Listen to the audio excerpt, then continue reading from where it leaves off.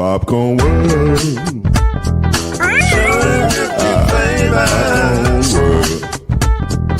Popcorn World. Yeah.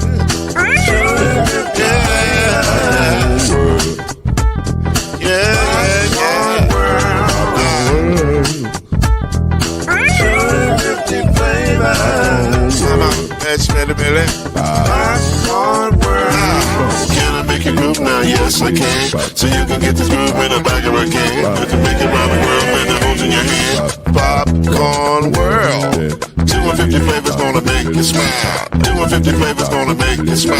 250 flavors gonna make you smile. I said popcorn make you smile. Ah. Popcorn World. Popcorn World. Popcorn World. It's a popcorn world. It's a popcorn world.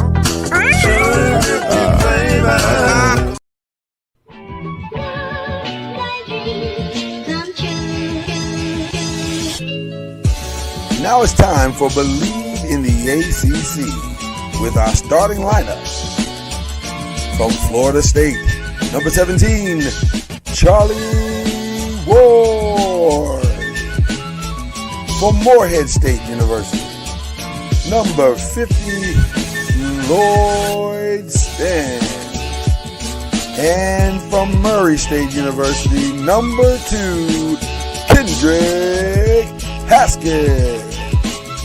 Get ready for the best sports show about the ACC in all the land.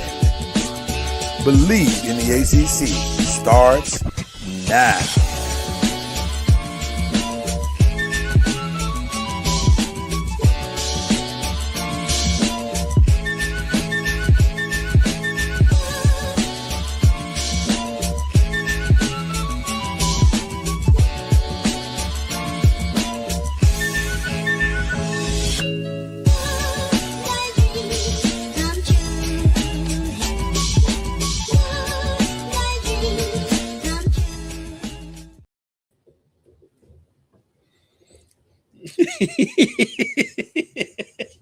I don't know why that drives us like it drives us. It does.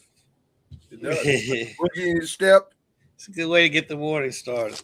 All that, that grogginess, gone. Yeah. Once that whistle starts, it's all good.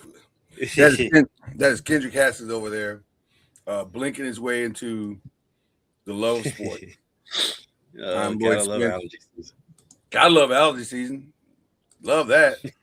This is Believe in the ACC and Press and Pros. This is what we call a mashup of two different podcasts into one, mainly because of scheduling conflicts. And we tired. But nevertheless, we're going to give you all this sports information and news and opinion over the course of however many, long it takes us to get this done. Okay. And having fun. And we have a good time. That's the best part of the podcast. We're hilarious. Just ask. We're hilarious. Just ask. Listen, we're entertained. I don't know if you're going to be, but we are thoroughly entertained. Tell you, we're having a good time over here. Okay. Some things to talk about today. And I didn't want to just do a regular show today, Kendrick. I wanted to add a little, dare I say, pizzazz. Some je ne sais quoi. Am I using this right? Je ne sais quoi? So we're going to go through, play a little game here in just a minute. But before we do, I want to give you guys a quick update because we do the Believe in the ACC part first normally. And we want to give you a quick update of the standings, what's going on in the standings. Now, this is very much going to change because Louisville has already lost the game on Monday. So that's going to be different. Though, I don't know what happened.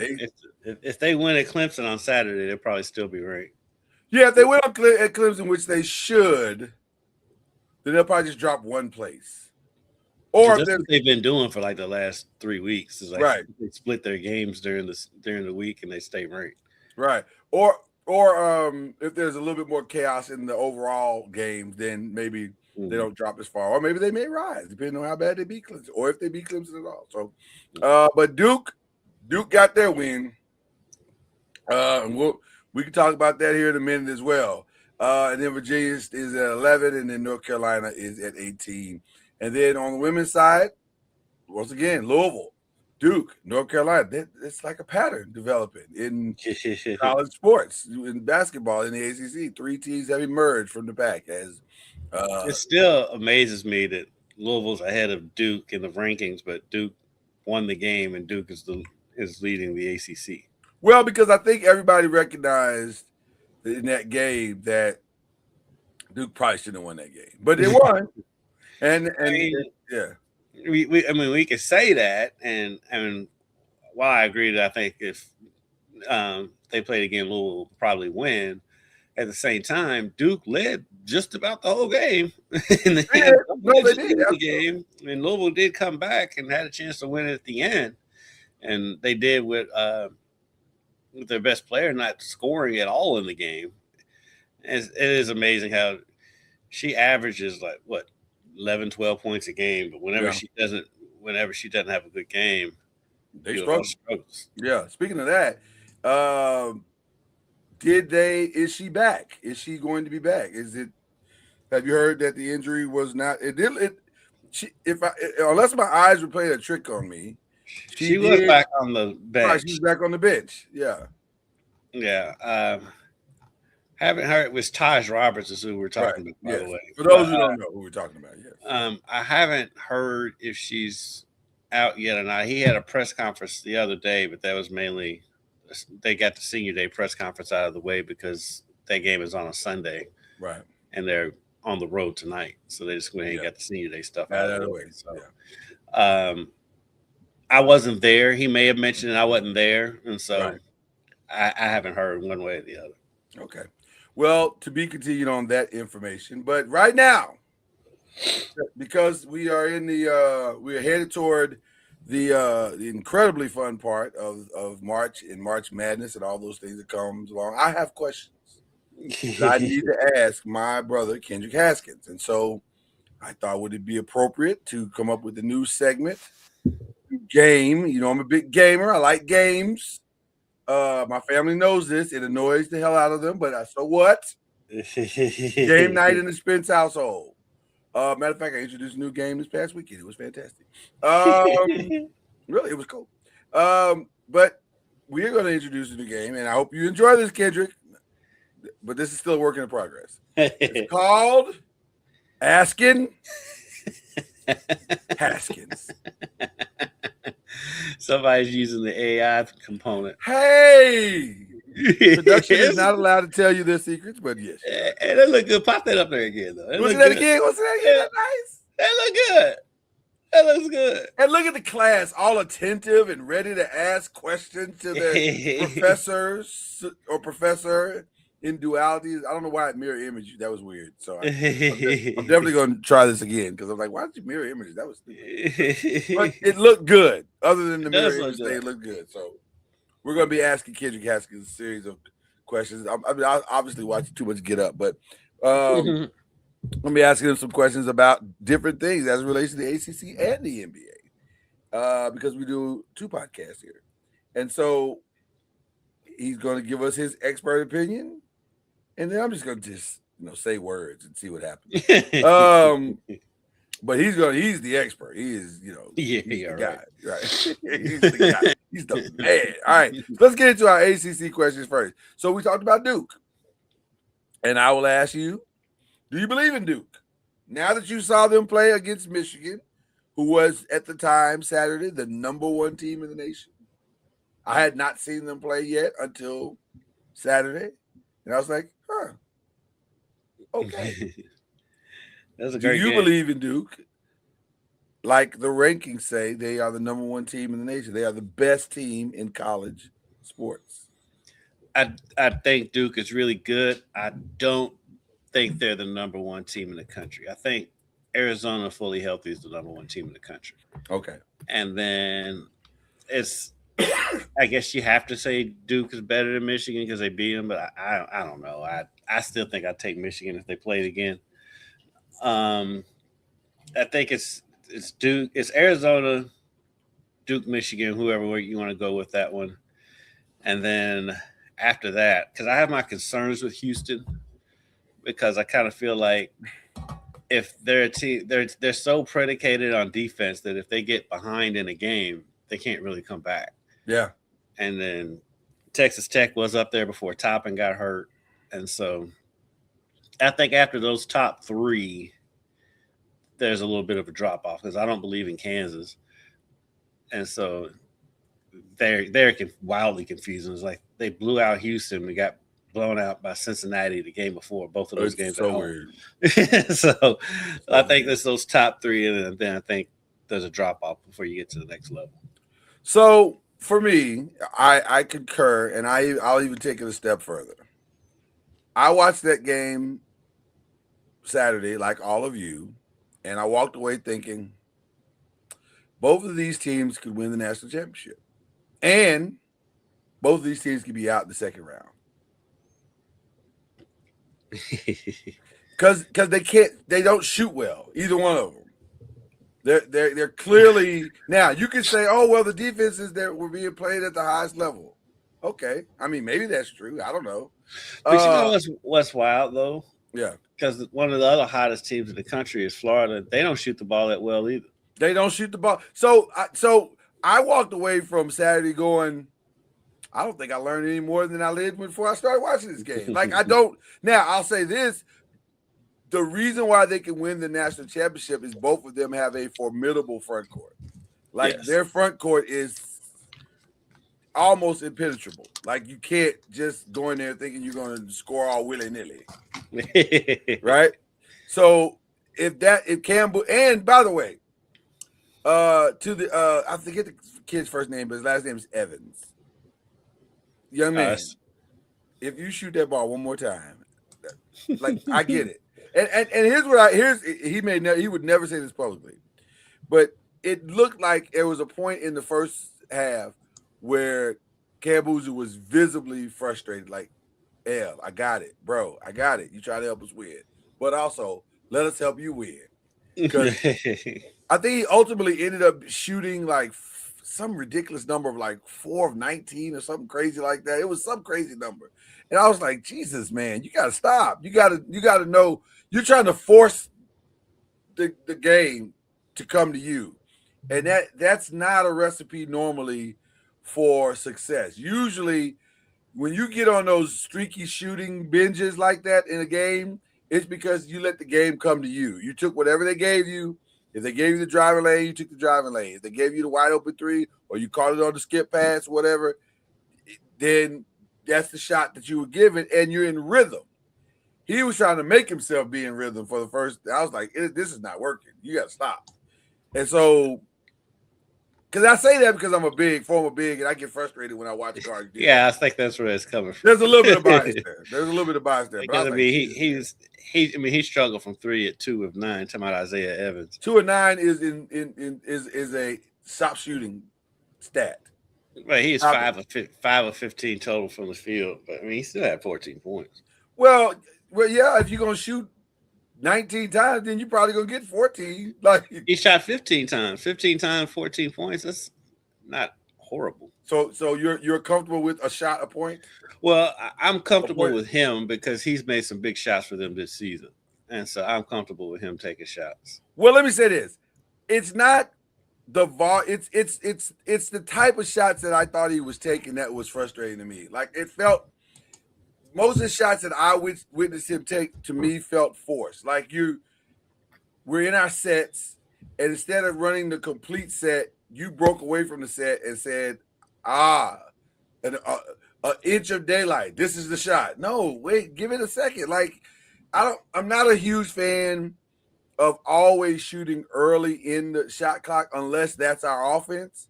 Like if we're trying to come down and we're trying to put pressure on you. We're coming down in transition and we're putting pressure on you. That's different. But just to shoot early in the shot clock for the sake of doing it, that seems kind of weird sometimes. Like, give it a second to develop and just have a little bit of patience. And it didn't. So I wasn't that impressed. And then Michigan's guards, they were Now I don't know if that's because Duke's guards guard the perimeter that much that They well, do, but and they do, and like Duke's guards have length, and they made it Michigan's hard for point guard is Michigan's tiny. guard. And Yeah, so, they made it very yeah, hard for Cadeau them. is not very big. Yeah, and I mean that was the difference of the games. Cadeau struggled. Yeah. I mean he was 1 of 8 shooting, 1 of 6 from 3. Right. He still had 6 assists, but and only 1 turnover. So you'll take that from your point guard. But then Yeah, that's not the other that guard part. didn't score at all. Right. Yeah, the other But- guard didn't score at all, and so that's Duke's length out front because Duke is long. They are. So their length out front is what gave Michigan trouble because Lindenborg is a beast, Yeah. and then down low, and so they the front court was fine. They got 44 points from their front court. Yeah, But the front court for both back teams, court I kinda think, is let them down a fantastic. little Yeah. bit because of the size.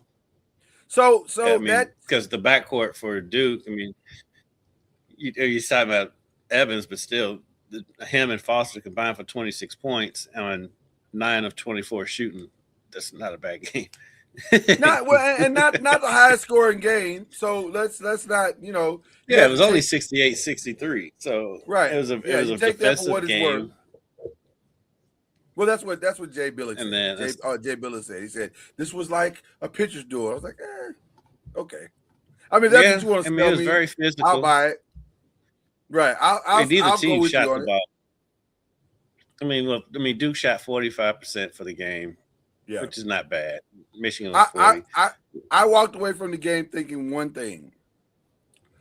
If the right veteran, older, mid-major came along that can shoot, both these teams could be out easy. It wouldn't be hard to put these teams I out. wouldn't say that. When I say They easy, might- I'm saying when I say easy, I'm saying they could be beat. They could be beat. Like a weird scenario of I don't know, mid-major X start shooting the ball well. They don't fear Duke's guards. They have the requisite size in the backcourt to put that type of pressure on them, and it just get hot. You don't have to be great for 7 games. You have to be great for 1 game, and you're playing with house money because it's Duke or it's Michigan. So you can see a scenario where one of those. Now, I'm not saying that's going to happen in the first round. I don't think that's going to happen in the first round because both of them should get number 1 seeds. But could it happen in the second round? Could it happen in the Sweet 16? Absolutely. Absolutely. And also, they can play each other in the national championship. I was saying, the only reason I'm going to give you pushback is because, for one, ain't going to be that many mid-majors in the tournament this year. Well, then there's okay. So all the more reason why what I'm saying might be true. It could be a major that could gets hot. Because you only got to get hot one time. You can say that about every team in the tournament, though. Every I year. agree. and again, that's what's making my point. I don't think I walked away thinking that either of these teams were a lock. And that's crazy to say for 2 teams that are 25-2. But at the same time, I don't think I'm wrong. I don't think the top 8 teams. I think what you're saying is just that you don't think anybody is a dominant. There's no dominant team. I was expecting maybe one team to exert a little more dominance than it did. And I walked away thinking, not only are these teams evenly matched, but their flaws are right up front. And if you can find a way to put that down, find a way. What is that? But if you can find a way to put that type of pressure on their backcourt, it could be interesting. I think like I said, I believe in Duke this year. Only thing that gives me pause with Duke is the same thing. It's the same thing that gave you pause last year, but they still was a Final Four team. They don't have much depth. They don't have any depth. But they didn't last year either, and they went to the Final Four. So, but eventually it did catch up to them. But Cooper Flag and Cameron Boozer, they're very it's so weird how similar these teams are. How these Duke teams are from last year, because last year was Cooper Flag and Malawak. This year is Cameron Boozer and Gongba.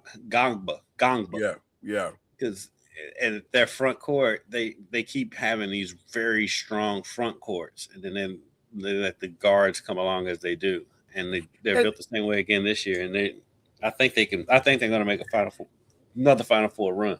I think it's going to be hard to beat them.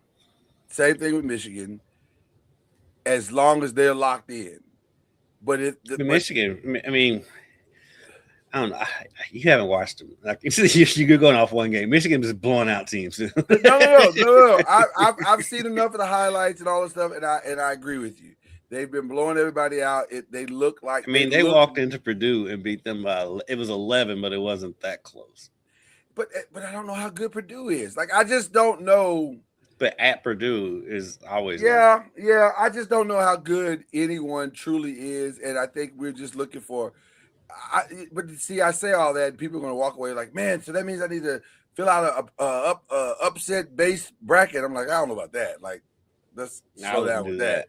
Yeah, slow down with that. But I just don't know if there is no dominant for sure team. The closest, I think, I agree with you in that maybe Arizona still is. I think Arizona is. Yeah. Once Koa comes back.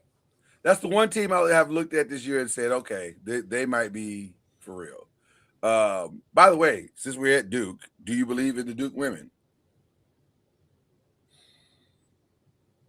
One of the best stories in college basketball right now.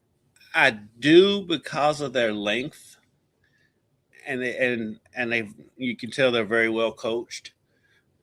And so, yeah, I think it's one of those things where you're not used to Duke women being, especially the way they started the season. Oh, man. But yeah, I do believe in them. I do think Louisville could beat them if they play them again. But their length is going to give teams problems. And guess what? That's what Louisville's Achilles heel is too. So what hurt them against Virginia is like length really gives this U of L women's team problems, and Duke has that. Well, let's be clear as we head to number 2 of Asking Haskins. The irony of the Duke men and women's team is that the Louisville men and women's team are essentially having some of the same problems. Length is a problem. Their front courts are a problem. And here's what's crazy about Louisville's. They're getting great offensive production from their front court. It's just not translating to great defense always, and it's problematic. Now, that's on the women's side. Now, on the men's side, oh, boy. So can Louisville, who has, on the men and women's side, reasonably favorable schedules, can they finish strong?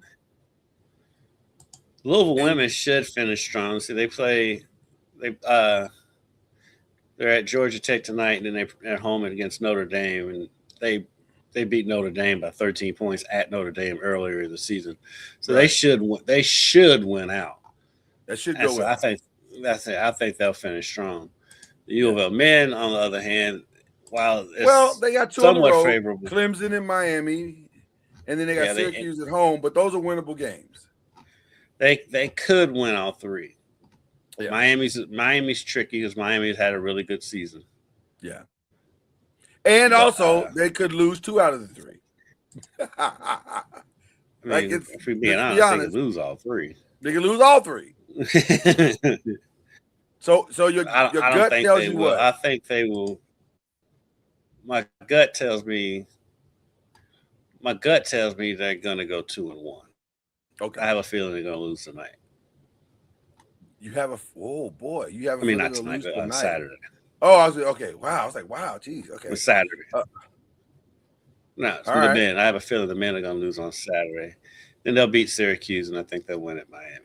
Why? Because Clemson's so desperate. Clemson's desperate, and Clemson was good most of the season. They just kind of they've hit a rough patch. Yeah, not in the top 25 anymore. And I don't know if they're legitimately a bubble team, but I think they've slid to such a degree that it's, they've lost 4 straight games. It's crazy. Yeah, they're sliding 10-5, but they're 10-5 in the conference, but they've lost 4 straight games. Yeah. And I don't know what happened to them. I mean, they lost at home by 10 to Virginia Tech. Which shouldn't be happening. No, I mean they lost by 13 at Duke, which is no shade. That's no, I mean, Yeah, Duke, everybody's losing to Duke. Duke at home, yeah, especially at home. Yeah, get in line. And then they lost at Wake Forest. They lost at home to Florida State. But in Louisville's history, as you well know, these are the type of games, no matter who the coach is, that Louisville tends to lose. Yes. So Yes, this is not unprecedented. That's like I was saying that about when they played Baylor, because Baylor desperately needed a signature win to make the tournament. It's like usually U of L ends up being team's signature win, but they We'll did help pull you that out. game. They did pull that game out, and so we'll see. I think they'll. It's hard for me to envision Clemson losing 5 straight and 3 of those being at home, but I mean, they're accommodating right now. They're like they are very accommodating right now. Yeah, we'll help you out. We'll help you out. Can North Carolina win without Caleb? Not projected to be back until next. March is his projection time. I think it was his personal projection. I'm not sure. The doctor told him that. Right. But he said, I'd like to be back for March. I don't know what that means. March has 31 days. So when in March are you saying you're going to be back? Can they win without him? They looked good for a half against Louisville. And then Louisville probably should have won that game. There were a lot of stuff that happened toward the end of that game that was very questionable. But Louisville also went a long stretch without scoring. Well, listen, you can't go down as many points as Louisville went down and not, you got to claw your way out of that. Like that's not an easy climb. So, I think North Carolina can beat average teams. I don't think they're going to beat a good team. They're not going to beat a Duke without Caleb. They're not going to beat.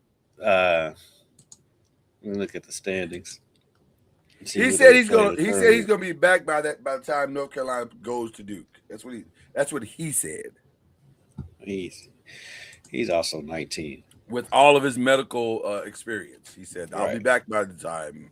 So that's March 7th. That's next Saturday. That's next Saturday. He said, I'll be back by then. More power to him. Virginia Tech at home, Clemson at home, and then on the road to Duke, which is just right down the street. Feels like they could go at least 2-1. They should be able to beat Virginia Tech. The desperation of Clemson is the X factor. Yes. Clemson is fighting for their lives right now. Clemson is R. Kelly in a Gayle King interview right now. They're fighting for their lives. And so, I don't know. Saturday will tell us a lot about Clemson. Yeah, Clemson, if they lose this game, they could knock them out of the tournament. Could be bad for Clemson at that point. They may need a. They're squarely on the bubble. Yeah, 100%. Okay, all right. So I think I agree that they should be able to get through at least 2 of these games. I don't see how they beat Duke without him, because they barely beat him with him. Right. It took a 3-pointer at the buzzer and not by Caleb to win the game. But so I don't know. All right, question 4: the coach that needs a great run the most is the coach of what team? I guess we got to go back to Clemson. Like, I don't think he's on the hot seat, but I don't think anybody's on the hot seat right now in the ACC. To be I don't think so. Most of the coaches are new. I don't think so, but I'm going to float something here to you that our very own Charlie Ward is not going to like. Florida State is not having a great season. His first year coach, though. They're 14-14. That's it. Well, is that a great season? It's 500. It's not a great season. It's for a first year coach. It's a decent season. Okay. Considering where they were last year. I'll just say this. Tallahassee is a small town. And I'll leave it there for now. His first year coach, he's fine. Okay. I'm not saying he'll get fired this year. I'm saying he could, if let's keep looking at you. Stop acting like you don't know where I'm going with this. I know where you're going. I'm just ignoring Let's you. just keep looking at the trajectory and seeing where everybody's doing, and because one coach is doing it despite the resources, and the other coach is not doing it, or he's kind of barely getting by with the resources. It's first year. Mm-hmm. It is with the resources. Do we really know how much resources they have? I mean, Florida State hadn't been good in a while. They just it's been a couple of years since they've been relevant. but are they not getting the resources because of what? I mean, you had Leonard Hamilton forever. I mean, if he wasn't getting the resources, nobody gonna get him. Okay, then. So they only lost by 3 to Virginia, who's number 15. There you go. So I'm way ahead of this. They won at Clemson. Right. He's fine. I'm sure he's fine. You're just rooting for our boy, man. This is his first. I'm always rooting for our boy. Let's start with that. I'm always rooting only for got our guy. One. I mean, they only lost by 4 to Duke. I mean, I don't know what happened against NC State when they got hammered, but NC State's weird though. Well, yeah, as long as they're at home, they're fine. Because they get, when they lose, they lose. They lose spectacularly. They lose spectacularly with full-throated losing. But when they win, they lost it's by, wow. Virginia beat them by 29. U of L beat them by 41. They don't mess around. They don't mess around with losing. They did only lose by 1 to Miami, but they've lost 3 of their last 4. But the one they won, they blew out North Carolina. But like you said, it was at home. It's a rivalry game. They lost to Miami at home. Yeah, everything around there is a rivalry game. Yeah, I guess it's technically a rivalry game. It's not the greatest rivalry, but it's, you would think that it would be a big. But NC State doesn't win like that either, so that's why it's not a great rivalry game. I think as long as Kadir Copeland is your best player, this is what you're going to get. Why are we slamming Kadir Copeland? I'm not. He's all over the place. And so he's either on or he's off. I can't believe he averages 6.8 assists per game. That stuns me. Maybe it's the ball just falling out of his hands into the other. Well, I think it's one of those things that he's not passing it unless you are going to score. Right. Like you're right by the rim. There's no one there. Right. Or you're completely wide open. And yeah. He was not. Against Louisville, that dude was not passing the ball. Didn't see one shot he didn't like. He said, "I'm open, dude. There's 3 people on you. I can see that. I can see a glimpse of orange. We're fine. So I think we both agree the most important game left on the schedule is North Carolina Duke, and every game that Clemson has left. For ACC standings, Clemson, that every game, not just Clemson, every game that's in that little pack with NC State, North Carolina, Clemson, they're all 3-10-5.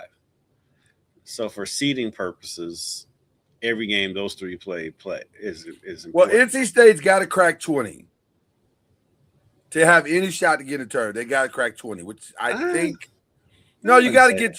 They're gonna get 20. They're at 19 now. Well, as I said, you got it. So for them, at SMU, they got to crack 20 if they want to get in the tournament. Because I think NC State. I think NC State's going to get in. Yeah, because like I said, they got 3 games left, and they're 19-9 with 3 games, and they're at Notre Dame on Saturday. So I feel comfortable saying 8 teams are in. Although I don't feel like super comfortable, but if Louisville's in, because Louisville's still ranked, California has to be in, right? Yeah. California. They essentially got the same record. They do have the same. They it's not essentially they have the exact same record, right? So I'm saying in the conference, there's a difference. The strength of schedule. Well, the thing that's helping Louisville more than anything else is that they didn't duck anybody. They played a pretty significant schedule, And granted, they didn't beat anybody, but they didn't beat anybody on schedule, but they did. But also, they didn't necessarily get like they took some other than the Duke loss. No one really hammered them away. Yeah, they did.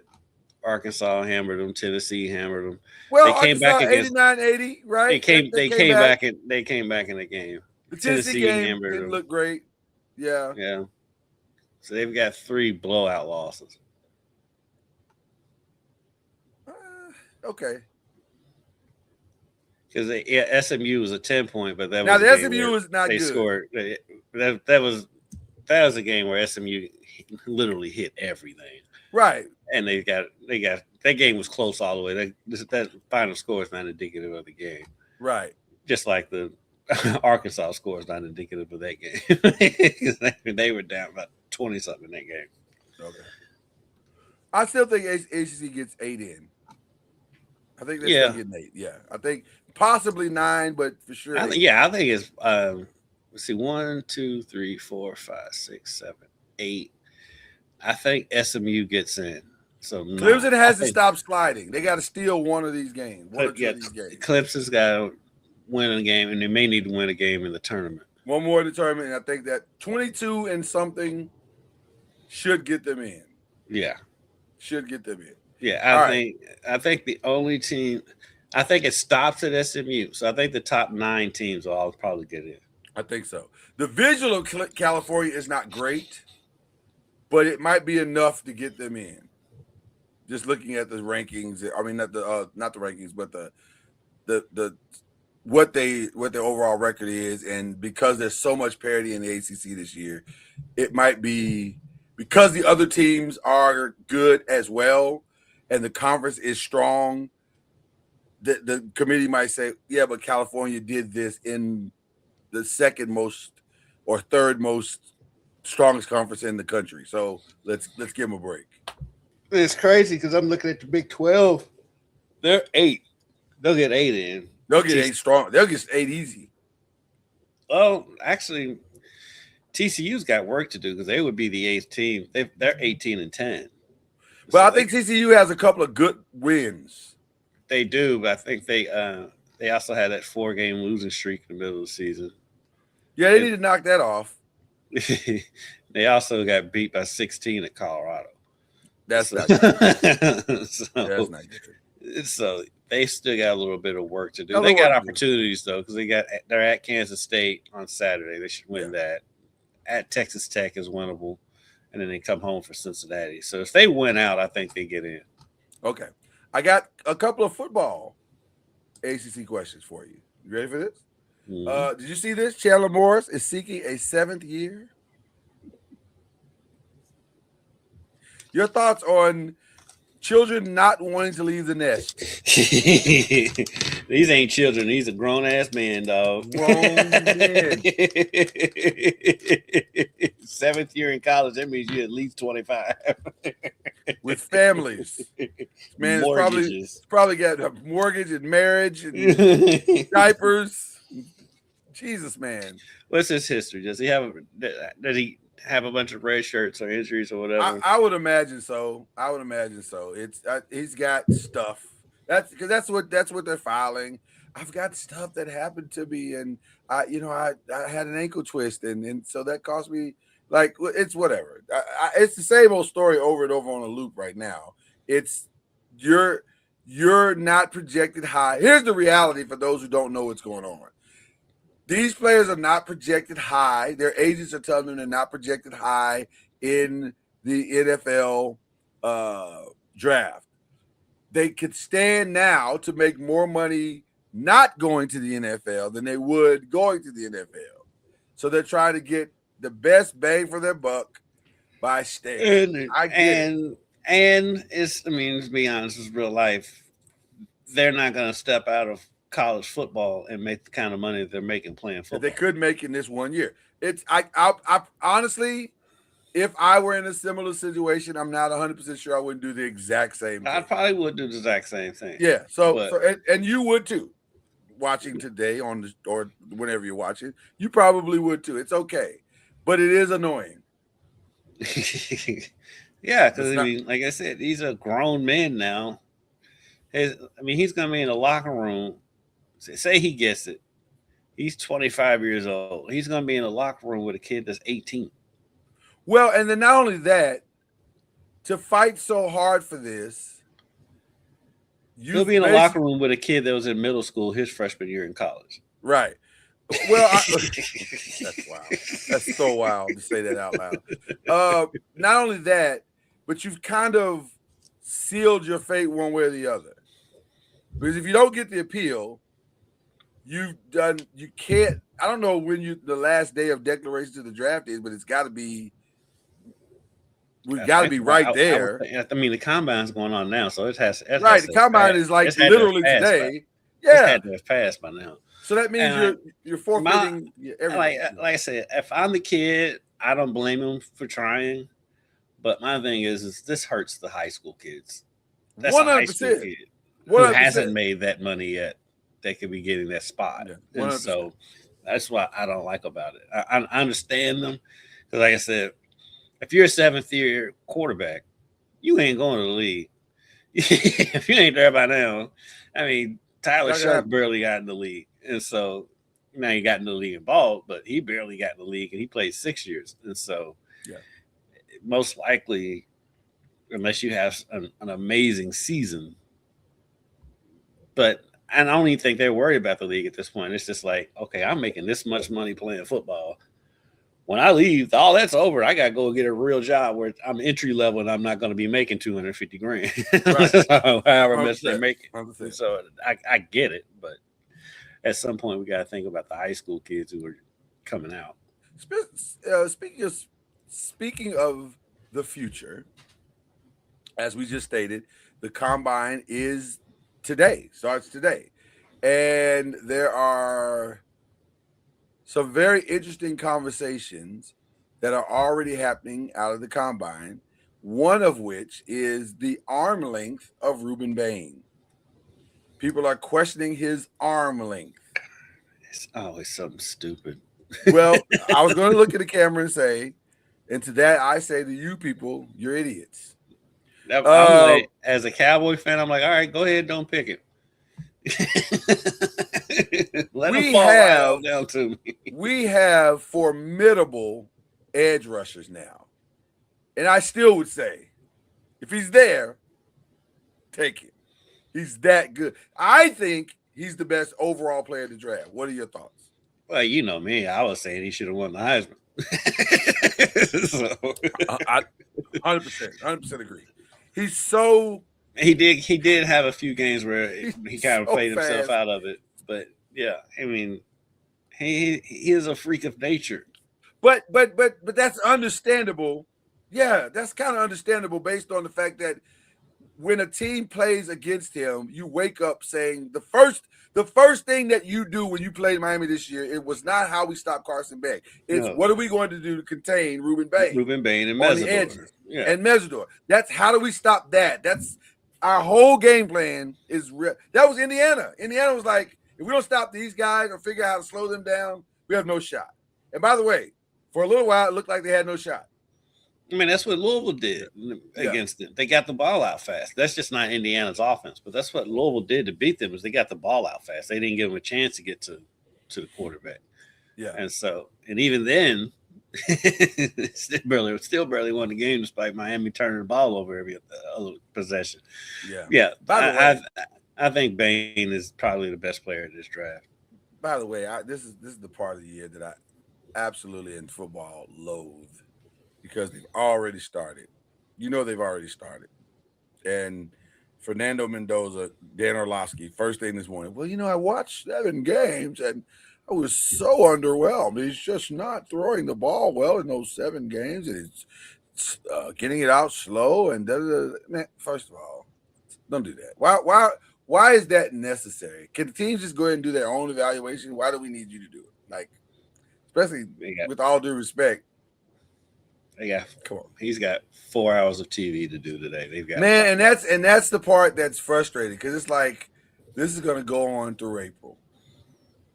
Yeah, they're going to pick this kid apart. I mean, that's why I hate this time of year Yeah. football wise, because they don't have anything to talk about, but they have to talk about it. So what do? They just start tearing down players. They're going to pick this kid apart like he's on the side of the road, roadkill. Like it's going to be crazy. So, and then for the people that's like, why aren't they making a big deal that Mendoza's not throwing at the combine when they did with Shador? oh yeah, I heard that too.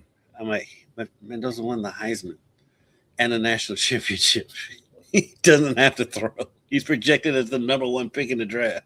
For all of those, for all of those people who are making that narrative and trying to turn this into a racial situation, I understand the racial tension that we have in this country right now. So this ain't one I get it. This is not one of them. You're reaching. Right. Because go back and look at the last 10 years of the draft and name me the guys who either won the Heisman or were the projected number 1s that threw at the combine. I'll wait. Right. It doesn't happen. And rightfully so. Why would you? If you are the projected number 1, why would you throw? Right. Not throwing for you here. It's just like guys that don't know. First of all, let's be clear. And shout out to our guy Byron Lusby, who was on with us Tuesday, and I asked him point blank, "Hey man, how realistically, from behind the curtain, how important is the combine to what your team is going to do?" He said there's only 2 things that are important: the interview, what you sound like in the room in the interview, and what was the other thing he said? It was the interview, and we just want to see your measurables. Yeah. Oh, he said, but the other thing that we're looking at is the tape. We're just looking at tape. We've already evaluated who you are. We know who you are when we get there. We just want to see if you're a butthole or not once we get you in the room. Mm-hmm. Which, by the way, if you want to know why Shador slid, and listen, there are no bigger fans of Shador than this show. Right. We love the kid. Still love the kid. Want him to be and do great things. We understand him because Shador to me is a cultural problem, not a he's a cultural problem because he's built and cut from a different cloth that unless you understand that cloth or you've worn that cloth before, you don't get it. Mm. I can understand how being on the outside of this culture, you don't get a Shador. It reeks of arrogance, except that it's not. It's just not. He's not built that way. It's very, very confident. And if you look at his daddy and his mama, you get it. He's not going to be raised to be passive. Yeah, that intimidates some folks. So. Yeah, I get it. I get the narrative, but it's not real. I do want to bring this up to you before we head out. Yeah, of the but like when those are this nonsense. Yeah, it's pure nonsense. I'm glad you brought that up, Duke. I forgot about that story, but you're 100% correct. I do have one other story that I'd like to bring up, and this was very, very interesting. It kind of fell on my radar. What just happened? A trade? Oh, okay. We'll get to that. That's interesting. That's very interesting. We'll get to that in a minute. We'll talk about that in a minute. That's an interesting trade. Okay. All right. There's an article that came out yesterday, and I'll read the title to you, and then I'd love to get your thoughts after I give you a little background. Street agents exploiting athletes in NIL deals, coaches warn. And there's a quote, shout out to Paula. I'm assuming it's Lavigné because it's Lavigné. That feels like Lavigné to me. Like French, could be French, but could be Levine. From that French part of Compton. She's from that French part of Compton. Throw up your set. No, I'm just playing. That you claim. So they said so-called street agents who typically aren't certified agents or even attorneys recruit players around the edges of the game and promise to represent them in pursuit of college scholarships or deals for their name, image, and likeness. Street agents existed under the table in the pre-NIL era, but their prevalence and their dollar amounts involved have grown exponentially in the new college sports era. Quote Joe Martin of the Texas High School Coaches Association, I think it's almost a crisis, to be honest. We've got situations where we have the street agents moving kids from place to place and representing them that are charging them a lot more money than they should be charging them. And I thought to myself,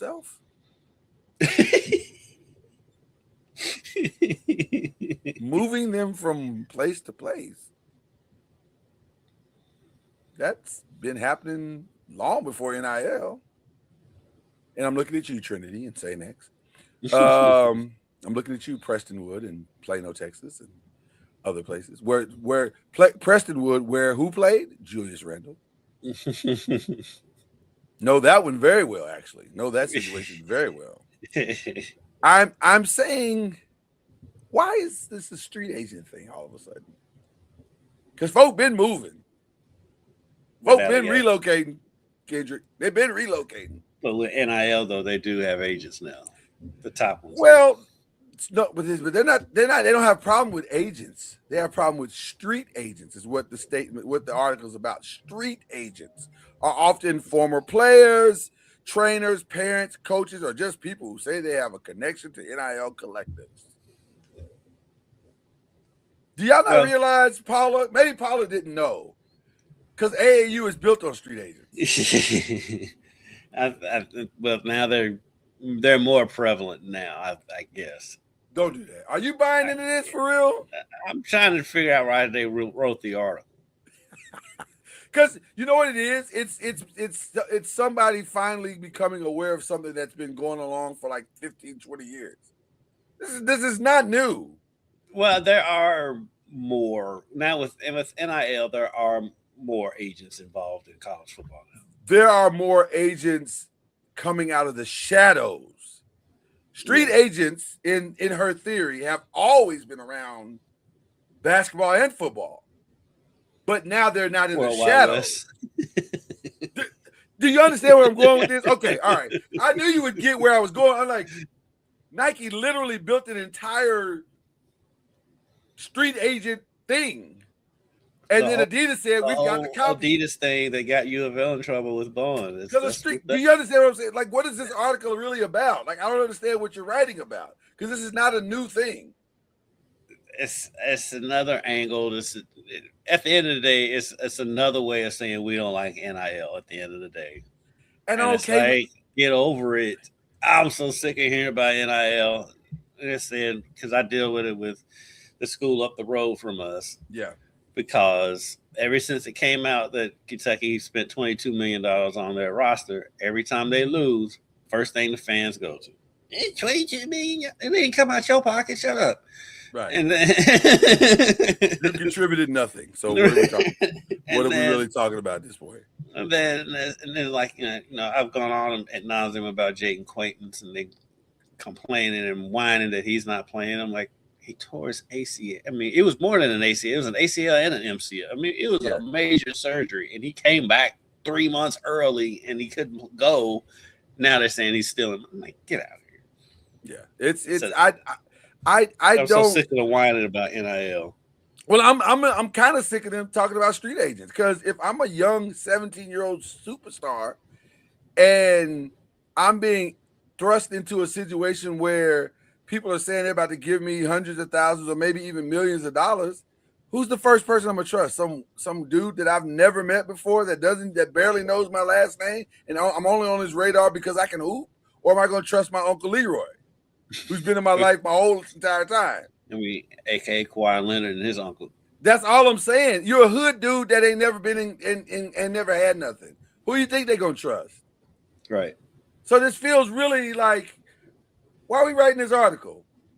Why are we really writing this article? Well, you know why. Okay. and that's why I brought it to your attention, because I'm not here for the foolishness. Y'all got to stop. Leave these folk alone. This ain't a problem when Lane Kiffin takes his NIL deal. Ain't nobody saying nothing. And like and we're not saying anything that the non-street agent or the regular agents are the one who are doing all these deals behind the scenes. So when the coach gets up there and he's like, I've never talked to such and such team, right? He hasn't. His attorney and his agent has. His street agent. His street agent literally went and did a deal while his team was fighting for the playoffs. Right. That's okay? You're okay with that? It's the hypocrisy for me. Mm-hmm. So, okay. All right. That was just something that got on me. Got on me, and I needed to get it out. I got it out. I feel better. All right. Let's jump on into, just for time's sake, let's just go on over there. We won't even play the song, although I love the song. Love the song. Love the song.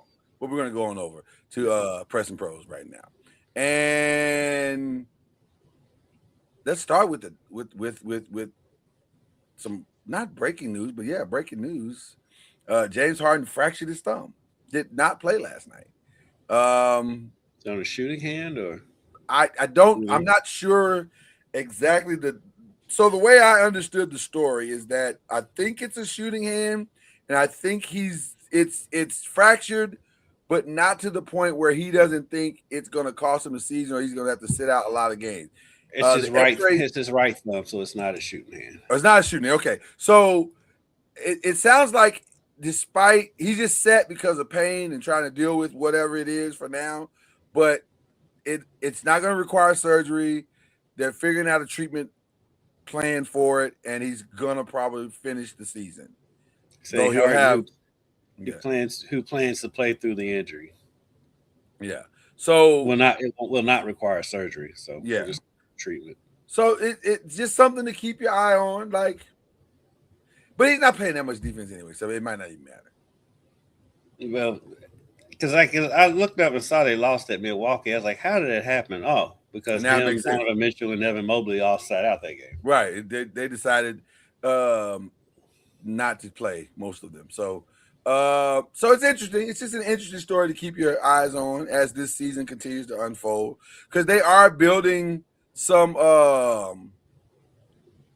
continuity with that backcourt for sure. And Jared Allen hasn't looked this good in 2 years. Like he looks like what we all thought Jared Allen would look like. I'm a big Jared Allen fan. I love I am too. I love his game. I don't know how him and Mobley haven't taken that next step. And I think they are going to take that next step. I think they should be. They have the potential to be the best front court in the league. I'll tell you exactly how. I'll tell you exactly how. Darius Garland, with all due respect to his game, and I think Darius Garland is a great player, he's not a real true point guard. He's a scoring guard, and that can pass every now and then. He's more of a point guard than what they have now. His problem is he's not available. Well, that's also a big part. Well, no, I disagree. I think James is actually better for them than Darius is. James is at least gonna hit you with a lob at the rim, which is all you. I won't disagree with you there. I do think James is. I mean, I kind of think they got a steal there. They did. They did. Not even sure how they pulled it off, if I'm being honest with you. A guy that doesn't play ever for a guy that never misses a game, that doesn't feel like an even trade. Well, when James Harden is ready to go, you get him out of there as fast as you can, because he will make a mess of your organization. And that's the other part. That's the first thing they got. Well, that's true. That is true. The Clippers are like, what you doing Saturday? Yeah, the bus is gonna be here. If you don't mind getting on it. Okay. So as we announced earlier today, we're asking Haskins. And so we're going to get into some NBA questions with our guy here. And my first one is, are we overlooking Detroit? I keep hearing Boss's name. We just talked about Cleveland. Everybody's saying Spurs. Everybody's saying Thunder. But Detroit looks I don't think they're being overlooked. I just think people when you have a young team like that's never made the run before, there's always going to be questions. And then when you have a team like Boston, who is experienced, who's having an unexpected, to me personally, I don't know why people are so shocked that Boston is still competitive in an Eastern Conference that wasn't that good this year, and they still have Jaylen Brown. Yeah. I was like, Jaylen Brown's gonna have a breakout season. I said that in the summer. And so, yeah, you did. So it's just that they're young. When you never seen them do it before, and then the Spurs are getting a little of that too. People are like, "Oh, Spurs are going to be good, but they've never made the run before. Can we trust them?" And so, I think that's what it is. I don't think they're really necessarily being overlooked because they have the best record in the conference right now, in the Eastern Conference. And so, and they just played the Thunder last night. I think they won that game. They won that game, but also the Thunder didn't have anybody playing. Right, so, right. But I do like Detroit. I don't think they'll make the run this year necessarily. I think they're still maybe another year or two away, but they're coming though. Cade looks the part. Let's start Definitely. there. Cade looks the part. They got their anchor for sure. Duran looks the part.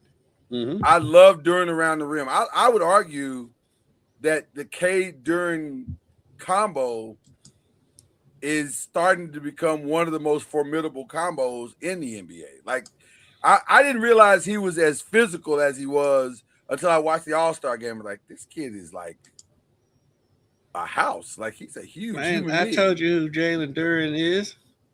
He's Orlando Woolridge. He is. He's like, but he might be a better version. He might be a better. He's a better, of maybe. yeah. Well, he's a more modern version of him, but Yeah. like he's built just like him. His face looks just like him. He's massive. I was like, Jesus, man, Yeah. you are a huge human. So yeah, I like what they're doing. I really, really like what they're doing. I think the media doesn't want to take them seriously because of their youth. But there was another team that was young too, named the Oklahoma City Thunder, and that turned out pretty well in 2 years. Now, I agree with you. They may be way ahead of schedule. Yeah, and plus, I mean, the Thunder were young when they won it last year, but they made the run the year before too. And that's my point. I think this is their year. This is their first year to go as deep as they can go, and then next year they may be unstoppable. We'll see where it goes. It'll be interesting next year, especially if the Celtics keep it together, which I think they will. Then you got something. I don't know. I still don't know. I still don't know if I believe that. You've been saying that for 3 years, and they don't want to spend the money. It's about the money. It's about the money. They'll get rid of the other contracts. They're not getting rid of either one of them. Listen. It's hard to get two superstars. It's about to be almost impossible to shelter two superstars and still have a formidable team. But people are going to have to figure it out, and that's what. So, I'll get into that in a minute because we're going to get into an interesting. I mean, you're going to have. I was going to say you said that, but we also think that Giannis is going to end up with the Lakers. You're going to have two superstars. Well, it's going to be interesting to see how people do it and what they're going to be willing to do it. That's the real question. Question number 2: are we taking Jokic for granted? I think we are. Man, we do, but man, I've got a new game that I like to play when I watch the Nuggets, and it's watch Jokic on defense. It's as entertaining as he is on offense. Him on defense is hilarious. I now figured out why he gets so many rebounds. Jokic does not guard anybody. But it's funny. He literally stands in the lane, and then he'll move out of the lane to avoid the 3-second violation occasionally. It was one possession I watched last night. I mean, he was in the lane a good 10 seconds, never moved. It's hilarious. And he's like, he does not move at all. I want to be very clear about the next statement that I'm about to make, because I'm a member of the Big Man Alliance. I'm not on the board or anything like that, but I'm in the room. And as a member of the Big Man Alliance, I don't understand what the problem is. Because as much as we get on Luka about his defense, Jokic is every bit as bad. It's just we don't notice it because it's down in the paint. I don't understand what the problem is. Because guess what? If I'm putting up a triple-double every game, the last thing I'm about to do is give you all this defensive work. Last thing I want people to think is like I'm throwing shade. I'm not. No, you're not. Watching Jokic play. It's because it's the most nonsensical thing in the history of the league is that he's this good, because it makes zero sense. He is. Listen, I'm gonna tell you something. We are really watching a generational talent on the level of the LeBron and the Steph Currys, and he should be mentioned in those conversations. Now, what makes his generationalness more dynamic is that there appears to be no discernible athletic talent whatsoever. Like he can't run, he can't jump. But his jump shot looks god awful. And yet he never misses. It's a set shot from behind his head. From behind his head. He is breaking all of basketball's rules. You got to be in shape. No, you don't. You have to shoot a certain way. No, you don't. Even like when he shoots threes, it's not like a catch and shoot. He catches the ball and he's looking to pass it first. And then if he doesn't have anything, he's like, all right, I'll shoot it. And by the way, And when it he goes hawks in. that, when he slowly hawks those big arms behind his head, literally behind his head, to shoot those last second threes from almost at half court, you're thinking there's no way that's going in, and then it always goes in. That's the other thing. He makes them off one foot. Off He made one one foot. last night falling out of bounds.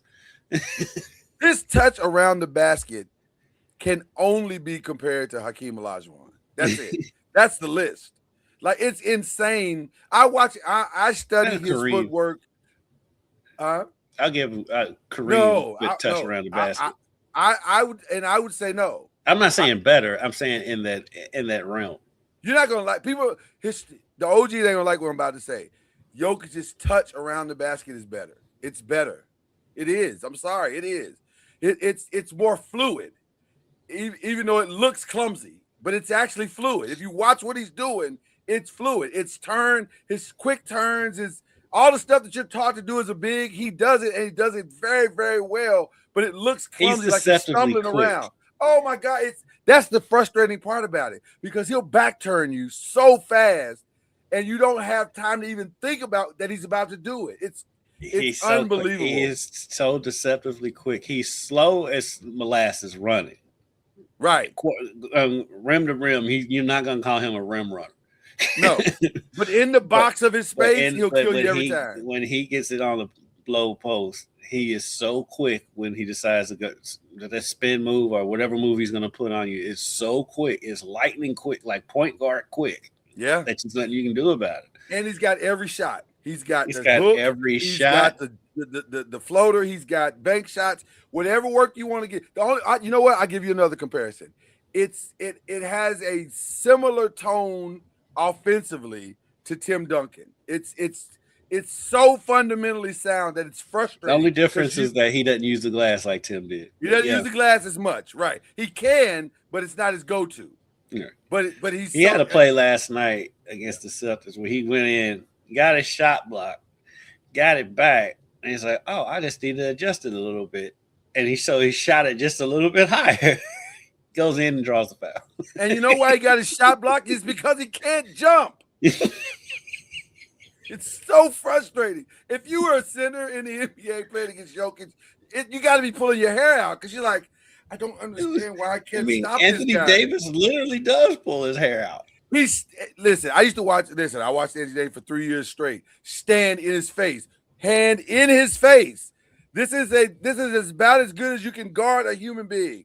That Joker would slowly raise them arms up, lean the ball all the way behind his head, and hit his shot. Off one foot.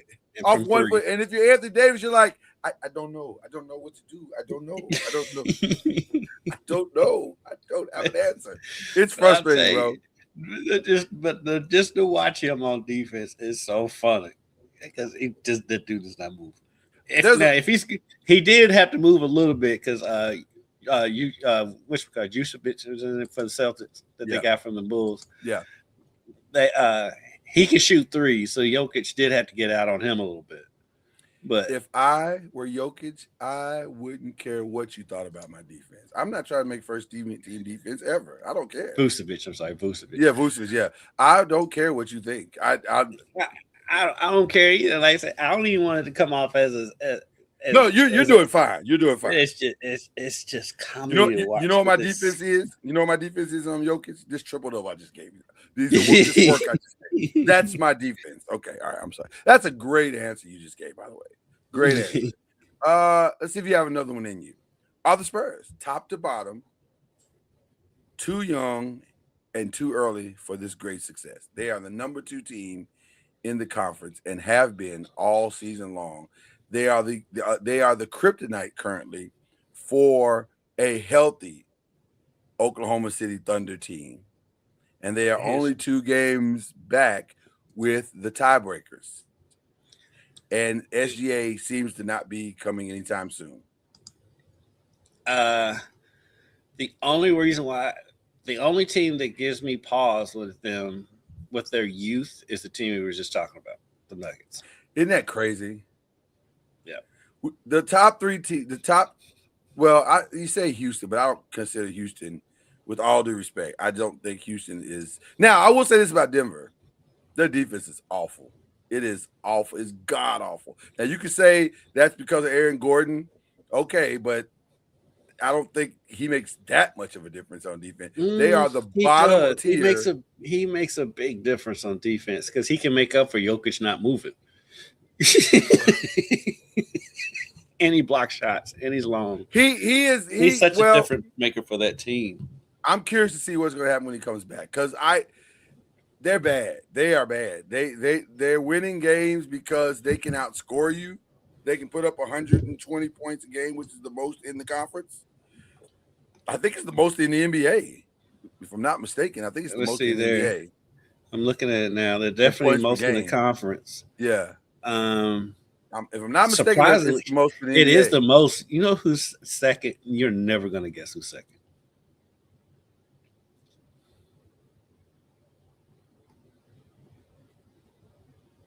You'll never guess who's second in the league. You had a nice little freeze going there. That was cool. Am I still froze? We were both froze. They just froze in the middle of the show. Yeah. All right, so, are you willing to guess who's second in the league in scoring? Second, probably Oklahoma City, right? Nope. No, you're not gonna guess.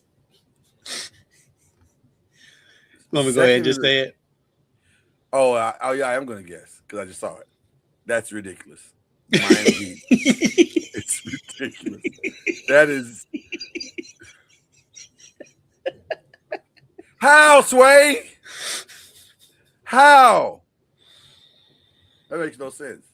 It makes zero sense whatsoever. It makes 0 sense that they're second in the league in scoring. However, it does make sense. They score 120 a game and give up 117 a game. That's the most Heat thing ever.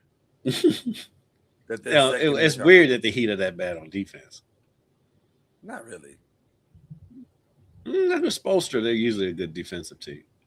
Yeah, but they don't have the parts now. Like you counting on Tyler Hero to be a defensive stopper? Man, I would almost argue that Spoelstra should get Coach of the Year for that terrible roster to be. For them to even be competitive, right. And they're still in the play-in situation. Yeah. I mean, well, hell, if it was the normal NBA, what it used to be, they'd be in because they're 8th in the conference. So, yeah, they're right. He might deserve. He's not. He won't get it, but he may deserve Coach of the Year because that roster. I'll say this about the Spurs. The one thing that makes me think maybe they might make the jump. I don't think they can win it. Boy, Wemby cures all ills. He kills some, yeah. But he has some weird games sometimes. So, like the other night, he had like 12 points and 8 rebounds. Well, he's so young. He's still young. Is he 21 yet? He might be 21, barely. Like, it's a weird. They're in a weird place, but they're playing some good ball, man. They're playing some good ball. How is it? Because now I'm intrigued by this whole Heat situation. Oh, my God. Why did you go down this cul-de-sac, sir? He sent me down this rabbit hole. I didn't do it. Don't blame me for that. Guess who's second on that team in scoring? Oh, God. Just because of statistics. Not in total points, just per game. I'm going to say Norman Powell, but I don't think that's true. No, he's their leading scorer. How is Norman Powell the leading scorer? How's that even possible? Makes it even more crazy. Okay, so we all have to stall it. Norman Powell is the leading scorer at 22.9 points a game. Second is Tyler Hero at 20.9. He's played 14 games. You know what? I'm not going to play with you today. I'm not playing with you today. Let's get to question 4. I'm not going to play with you today. That's funny. That is funny. Answer me. How does this team average 120 points a game? Shout out to Pat Riley. How?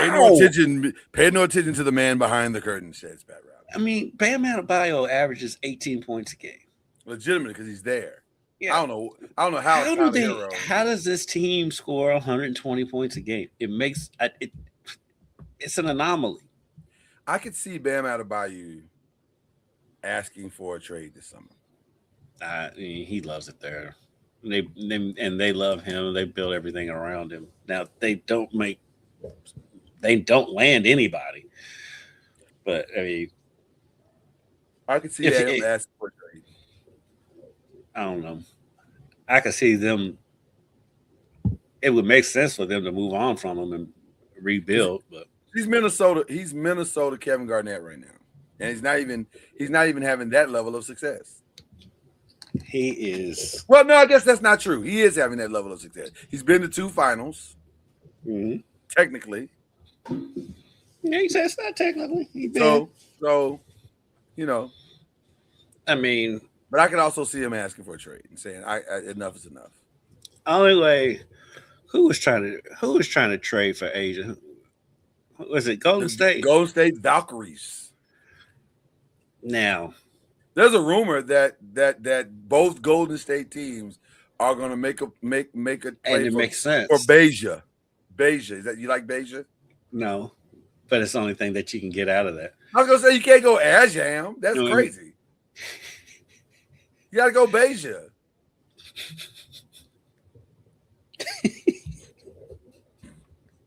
Team Beja. Oh, but it's aesthetically right and also phonetically right. Beja. I'm not arguing with you on either front. You are correct on all fronts. That's all I'm saying. It's just dumb. It's always dumb. It's dumb every time. Brad Jelena is intelligent. Come on, let's go. Can we move on from that? Jesus. Okay. But also, this could happen. It makes sense. It would save Mike Dunleavy's job. You so want to fire him. He's gonna be fired. I don't. But the thing that's holding it up is: are we going to have a WNBA? There's the problem.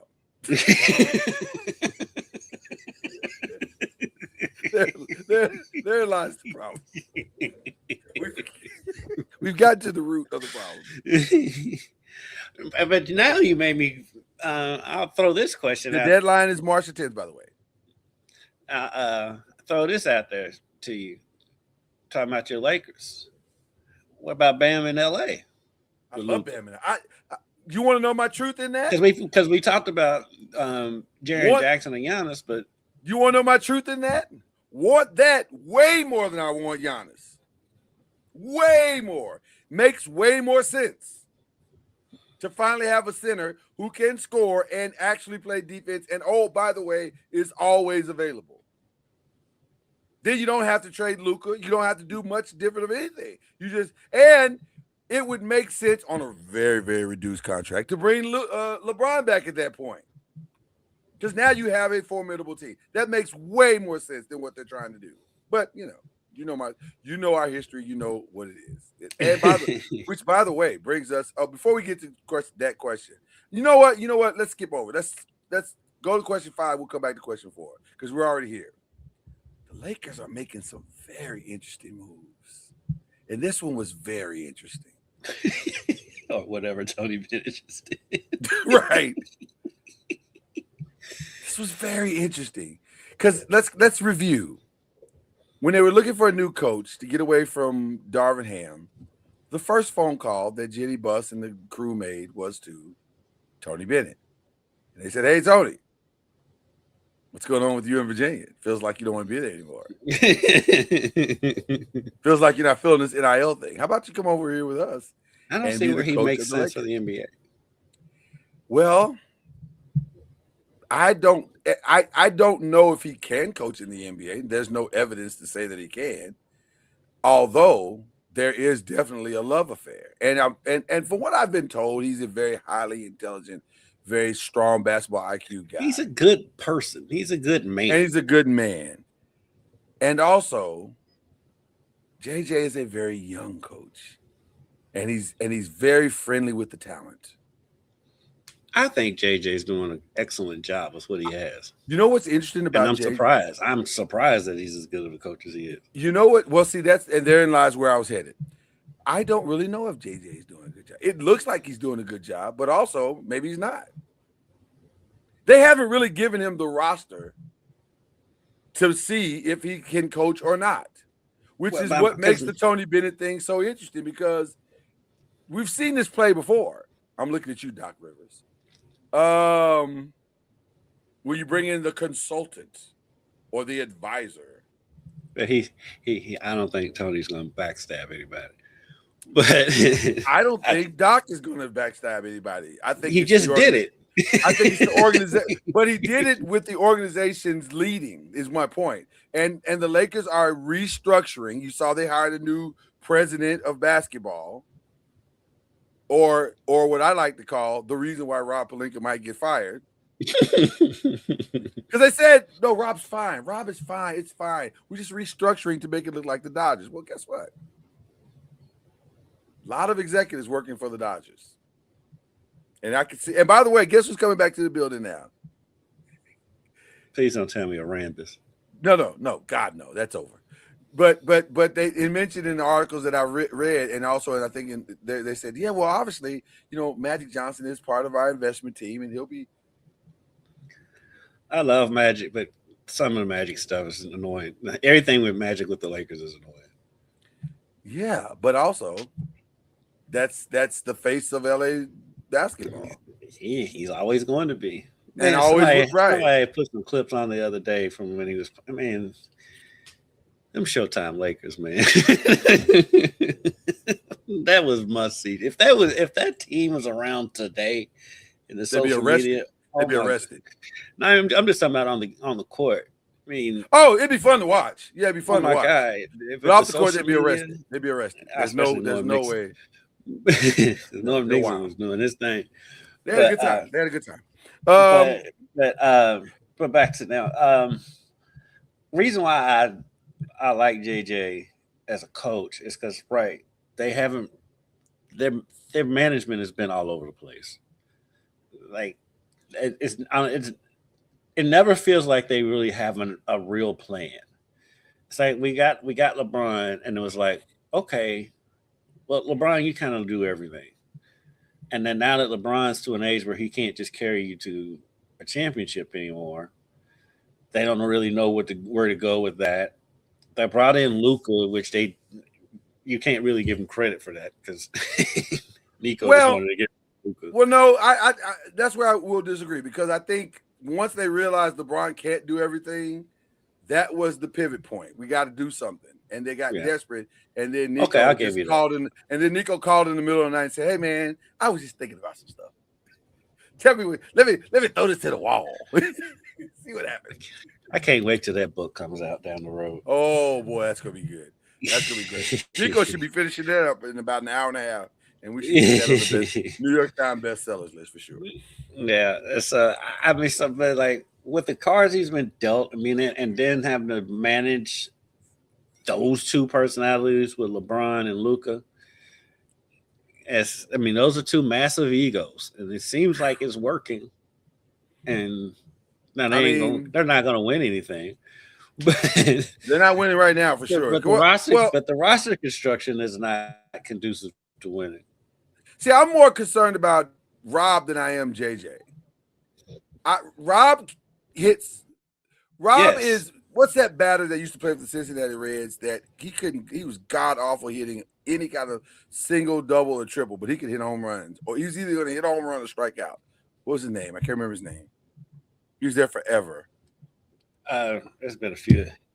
It's been a few of those for the Reds. It's been a few of those. Adam Dunn? Dunn, yes, Adam Dunn. Rob Pelinka is Adam Dunn.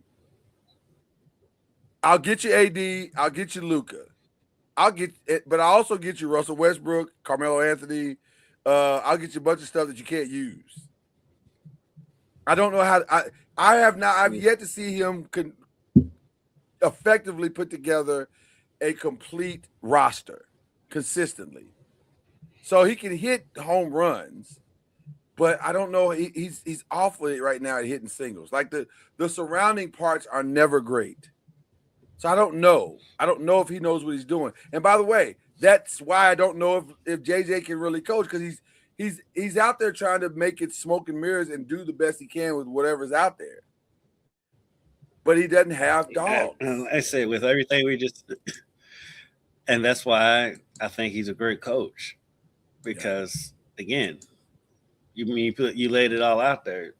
Yeah, they go out and get the big pieces, but they don't know how to get the others, like Shaq likes to call them, and like in a very tough competitive Western Conference. I mean, they're still in 6. They're out of the play-in. They're if you're JJ, are game behind the Timberwolves. If you're JJ, aren't you a little offended that they got Tony Bennett? Like, do I need an NBA advisor from a guy who's never spent a day in the NBA? That's weird. It is weird. I don't know what that is. But again, that's this Lakers organization right now. They just do stuff. It feels like they've kind of already. Names. Oh, they love names. The Lakers love names. It's like they got all excited about DeAndre Ayton, and every one of us was like, "You just went sideways." Like maybe. I don't know. There's no evidence to say this is great, but okay. Okay, let's get back to this. Contenders or pretenders, or a bigger pretender, the Celtics or the Rockets?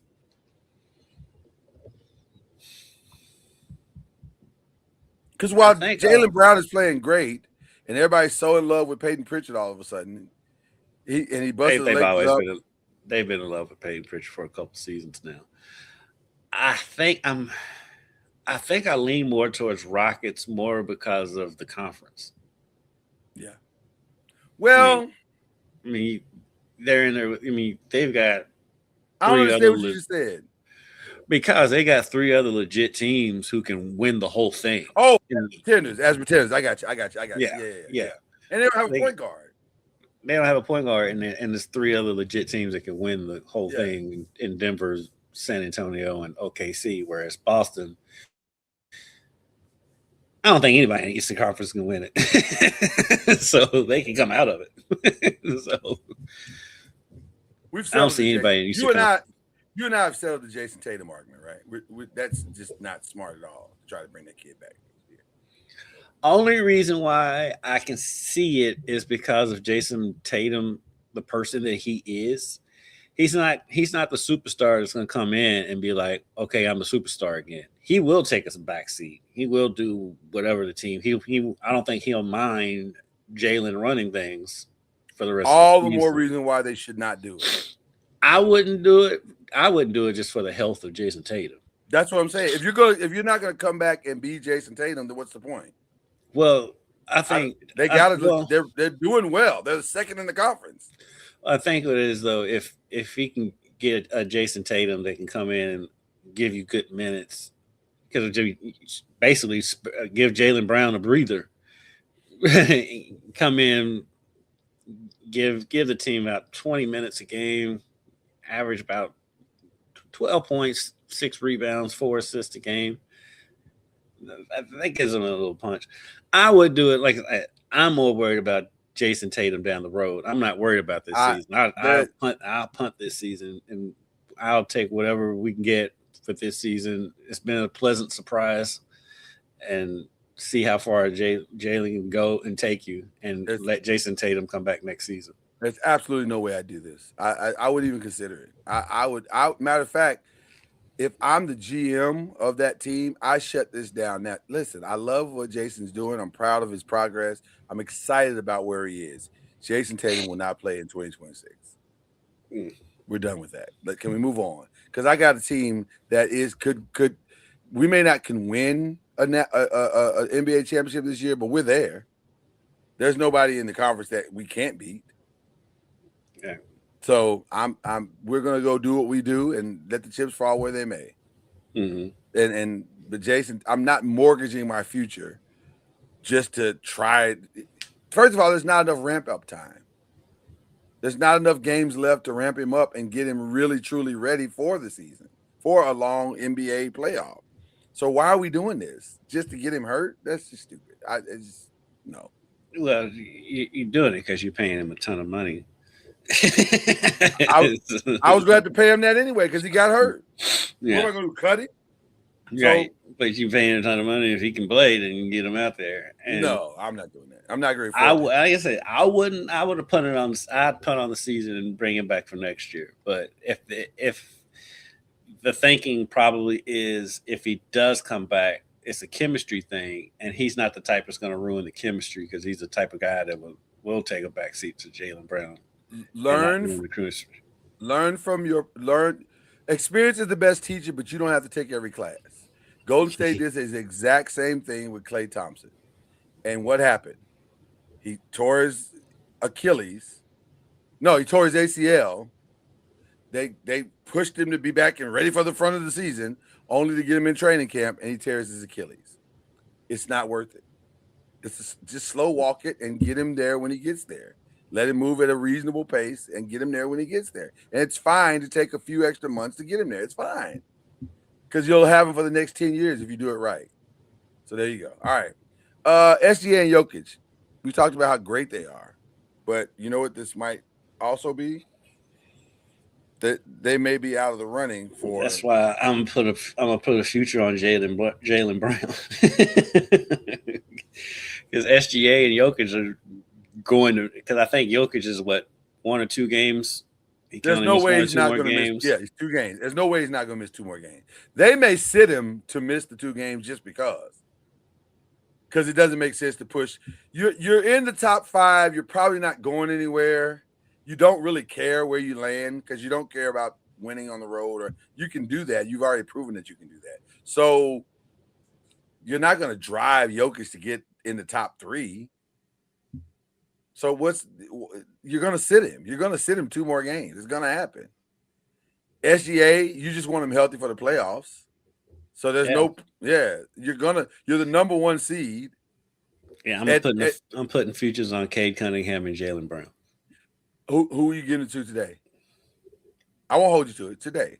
Today, I think I go Jaylen Brown. Okay. Today. I think I'm team Cade only because of the unexpected nature of this. But I can easily make that same argument, but probably more so with Boston.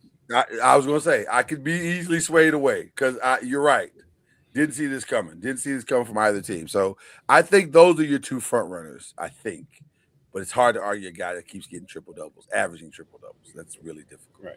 If he's there, it's probably his to lose. But I'll throw this out there at you. Yeah. Do you think they get rid of the 65-game rule next season? I think it's because of the situation. I think it's one of the dumbest rules that's ever been put in place. And it's only there because owners want to find a way to mitigate paying extra for all first-team All-American type thing, even though but they still gonna have to pay that. I think it's I mean it's in place because dudes be taking off games. Well, but hold on. The reason why I say you won't have to pay it because, like, for example, LeBron, he won't have a chance to make he wasn't going to make it anyway. But if he was eligible, he wouldn't make it because of the 65-game rule. Same thing with SGA, which is crazy to think that SGA, who is his second right now in scoring, right now in points per game, won't make it first, second, or third team All NBA because he won't meet the minimum 65-game rule. Same thing with Jokic, which is stupid.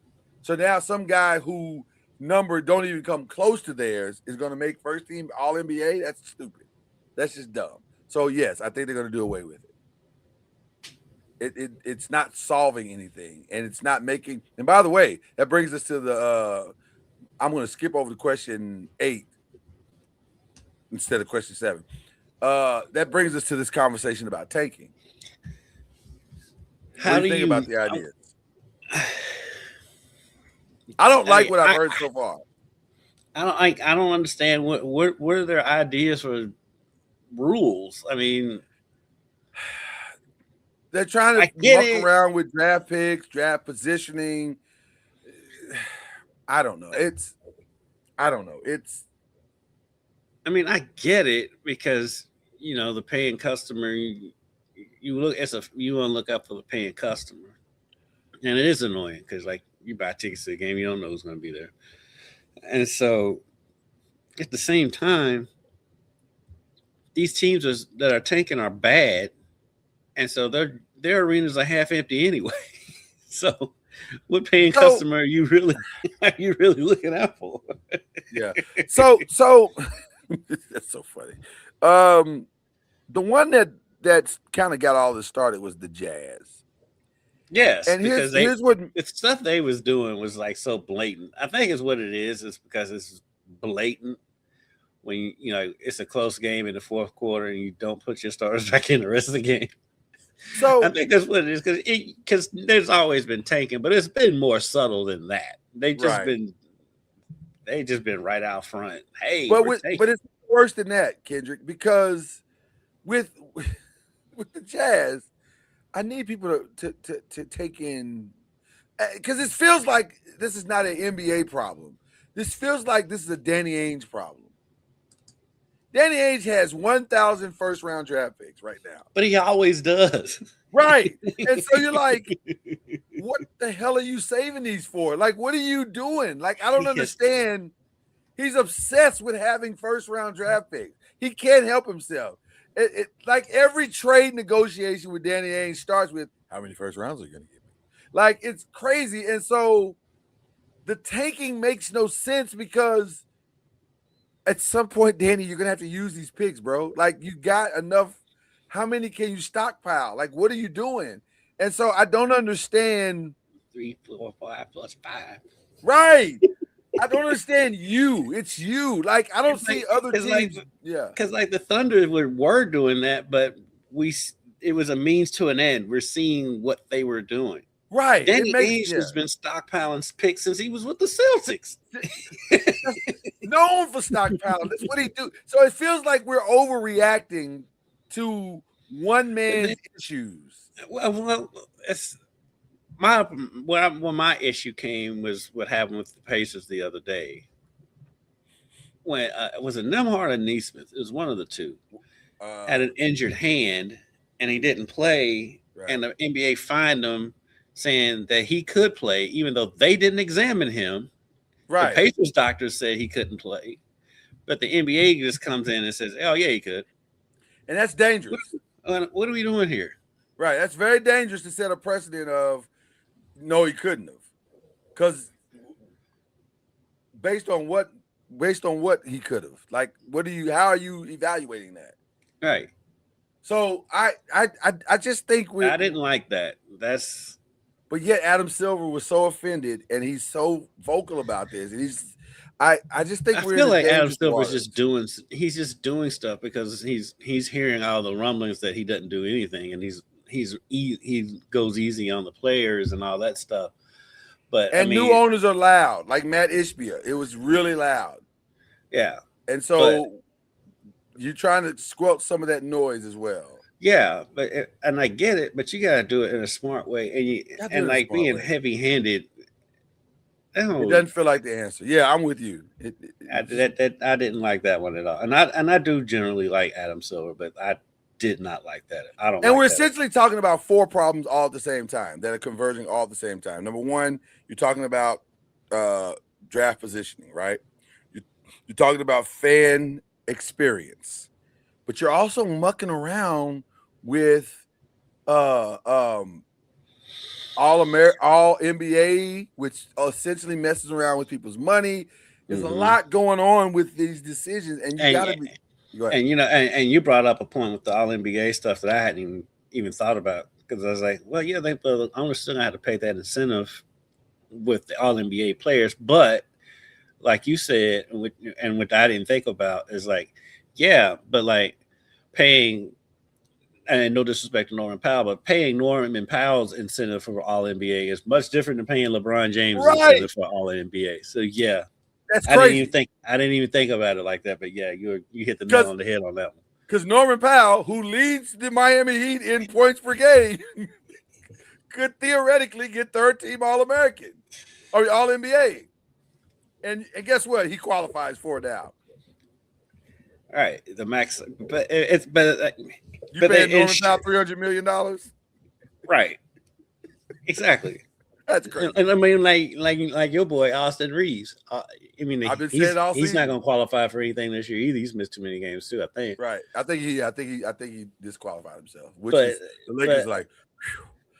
But again, paying him that incentive is much different than paying Luka that incentive.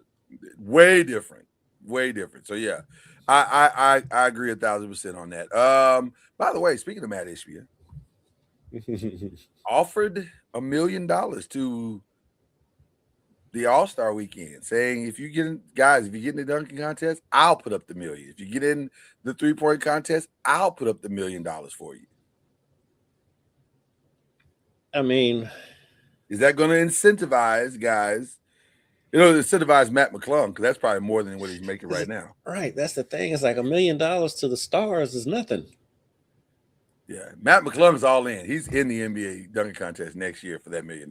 Yeah, that's more than he's getting his whole year's salary in the G League.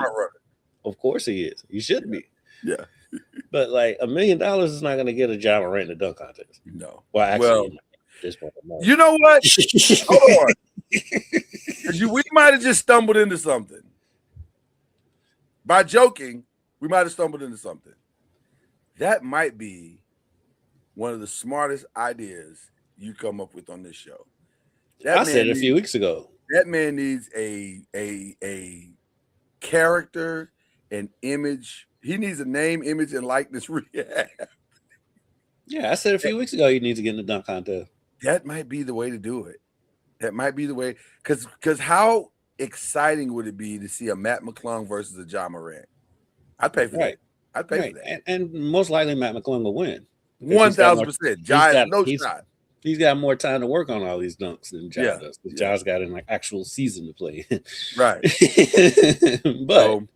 But for rehab, character rehab, because we're constantly complaining about stars not being in the dunk contest. Yeah. It would be a good idea for Ja to jump in it. It'd be a great idea. I think you might have long ago when Jaylen Brown was in the dunk contest and it was a star. Now Jaylen Brown when was he in it? It was bad.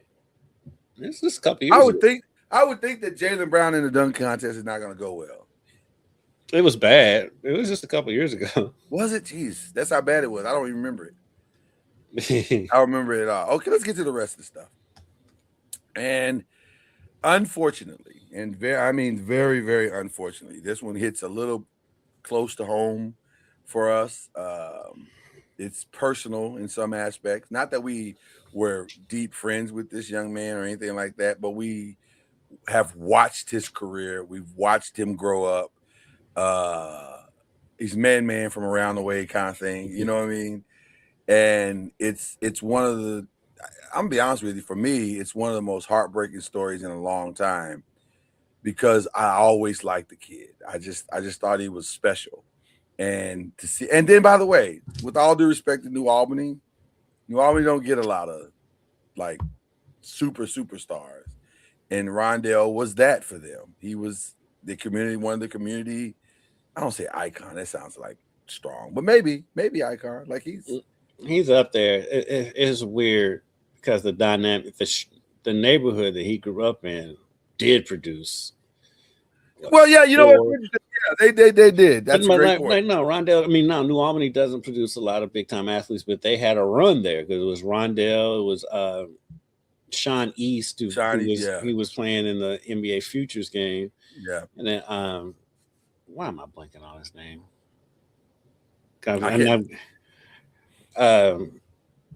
I know the names if you say them, but they're not. I'm looking at his face. Rowe, what is his name? Played at IU. He's bounced around the league. Yeah, I can't think of his name right now either. I feel bad because I talk about this kid all the time. As soon as you say it, I'm like, oh yeah, that's right. And I'm thinking about his nickname and Romeo Langford, because his nickname is Rowe. That's why I kept saying Rowe. Yes. But I think we didn't think about his name because it didn't turn out to be what we all thought it was gonna be, Romeo. They named a basketball court after him in New Albany. No, I'm talking about like professionally. Yeah, I know. That's not saying they named a basketball court after him when before he played in college. Right before he ever played the game. Right. Yeah. He was that good. But Shawnee's, Romeo, Rondell, and it's another kid that played football at U of L last year. They all grew up in the same neighborhood. Yeah. All same age. Yeah. And so they were amazing. So they did have a run. But yeah, back to Rondell. I covered Rondell in high school, and he was always very pleasant, nice kid, kind of quiet kid. But man, he was so good. He was such a player. He had a play in a playoff game where he caught a pass over the middle and literally just stopped in the middle of the field and then took off. And he was so fast, wasn't nobody gonna touch him. This is a playoff game. So he was so good. And they were all 3 Purdue player of all time. We're talking Drew Brees, we're talking Rondell and other. I'm sure there's some linemen in there. Right. Other, Yeah. but Rondell's in the conversation, top 5 for sure. And speaking about Rondell and that neighborhood, Rondell was out there at the Futures game visiting Chinese for that. So and that was a week later, and it was a week before everything happened. So it's brings us to a much needed statement, and we can't say this enough to anybody that watches our show. Guys, if you're having any type of struggles, talk to somebody. Don't suffer in silence. Talk to a pastor, a friend. Hell, talk to the barber, your barber, whatever. Just talk to somebody and just say, I'm hurting, I need help. And just be honest about where you are. And don't suffer in silence, please. And because it's so crazy, because I interviewed Rondell's trainer the other day, who he talked to every day. Yeah. Had no idea. Sean, it was that bad, yeah. Yeah, and like because he works out the same trainer, him and Sean, and the trainer was telling me Sean was like, and like they grew up together. And Sean was like, I had no idea it was to this point. And then former wide receiver, NFL, played for the Bengals in Arizona, AJ Green, who played with Rondell in Arizona. Them two are really close. And his trainer was like, he didn't know. And like nobody knew that he was to this point. And so, yeah, I think he just kept everything inside. Because I say he's a quiet dude. Yeah. And, but his trainer also told me, is like, because his trainer works out. It's hilarious because Brian, his name is Brian Brooks. He works out like a lot of professional athletes. He also works out some high school athletes from in the basement of his house. Right. And so, but the professional athletes love it because they don't have to go to a gym and everybody's looking at them and all that stuff. They can get their work in without being bothered. And so he was like, I talk to him every day. He's like, we talk every day. And like Rondell when the high school kids was in there, he took a total interest in them, got to know them. And then even Brian's kid, his 9-year-old son, was like really close to Rondell. So yeah, I think he's just the type of person that just kept everything inside.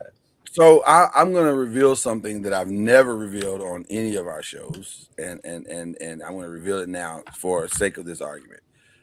Full disclosure, I am a certified suicide counselor. I did that years ago, just because I was the place I was working at the time. They needed somebody to do it, and so I was like, I'll do it. And so I took the classes and went through the training, and so. I'll say this: the signs are not always obvious, but they are there. They are consistently there if you know what to listen for. Mm-hmm. And so, I totally understand what Brian said. I didn't see it. Most people don't see it, nor do they think to ask. But I'll just say, on surface, check on your so-called strong friends all the time. And that's what Brian said. He said the saying is check on your peoples. He's like, but also check on the people who check on the people. Yeah, because they may not be doing as well as you think they are. So just check in, and ask them the hard questions and see how they respond. And if anything in you rises up to their response, pull him to the side and say, let's go get some coffee. Let's go talk. Let's figure some things out. And that's all we'll say about it right now. But yeah, I'm prayers up for his family and the community as a whole. The community has been rocked by this. This is not a small thing in New Albany, Indiana. I can promise you that. And New Albany, for people who don't know, New Albany is essentially a suburb of Louisville. Yeah, that's really all it is. Across the bridge. It's just in another state, right? Yeah, right. Yeah, but it is definitely something. Yeah, exactly. So we won't obviously end on such a sad note. But we do have breaking news. The trades have begun. The New York Jets are sending defensive end Jermaine Johnson to the Tennessee Titans in exchange for Vondre Sweat.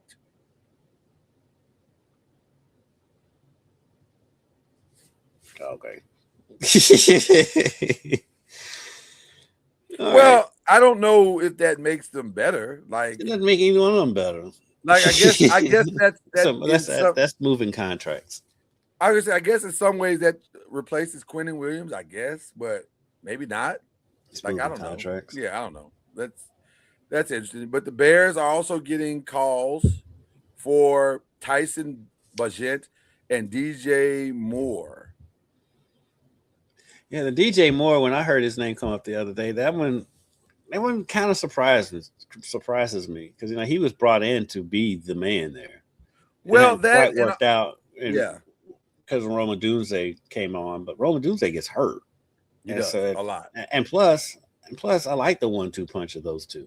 I do too. And so, and then also the Bears are allowing Tremaine Edmonds to seek a trade. 26-year-old linebacker that's made the Pro Bowl is weird. Like, do they just not want to pay anybody? Is that where we are? They just don't want to pay anybody? I mean, these dudes are talking about moving to Gary, Indiana. So, are talking about that. I heard that, and I was like, really? And like, Gary, Indiana? And when I first heard the story, I was like, oh, whatever. They're just leveraging Chicago for a new stadium. But it's really gaining legs. Like, Gary got money like that? Or the land's cheaper? The land's cheaper, and it's the state of Indiana. They want it. Like, the state of Indiana is going after it hard. And so, and actually, I think it may have, let me double check that, because it was Gary, but now I think it's somewhere else in Indiana, but it's still in the same general area. And like New Albany, Gary, Indiana is just a suburb of Chicago. Anyway. It's more Chicago than it is Indiana. That's weird to me. I don't know what's going on up there, but shout out to the mayor of Chicago who's about to lose the Bears. How'd you like that on your resume? How'd you like that on your re-election resume? I'm the mayor that lost the Bears. Hammond, Indiana. Yeah, Hammond. Hammond's got a little dough. I think that's why they're doing it. Hammond's got a little dough, if I remember correctly.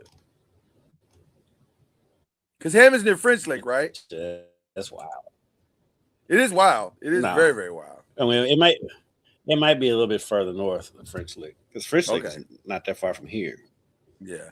And all right. I would think it's a little bit further north because that's French Lake. I mean, that's so close to Indianapolis. I think it would be further north. Maybe further north. Okay. Kyle and Arizona have not even spoken. They've had no conversations. I mean, if you are a team that needs a quarterback, is that your it depends on. I think it depends on where you are as far as your future. Every pre-free agency / pre-draft article that I've seen has Malik Willis at the top of that draft and Mac Jones. Yeah. Which I think is the right play because of mostly for the money part of it. Money part of it. Both of them put up numbers when they're in there. Mac Jones had a big year this year. Phenomenal year, and so did Malik. The time that he spent, because Love does get hurt, and every time Love got hurt, Malik stepped right in and they kept the ball rolling.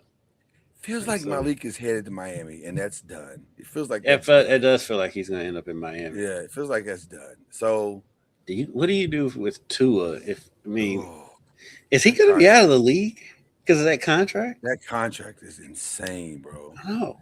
We did the numbers. We did the numbers on that the other day. I think he's going to make 50. It's somewhere between 48 and 53, I think. It's something crazy like that. And So he just must like, have Chelsea Clinton.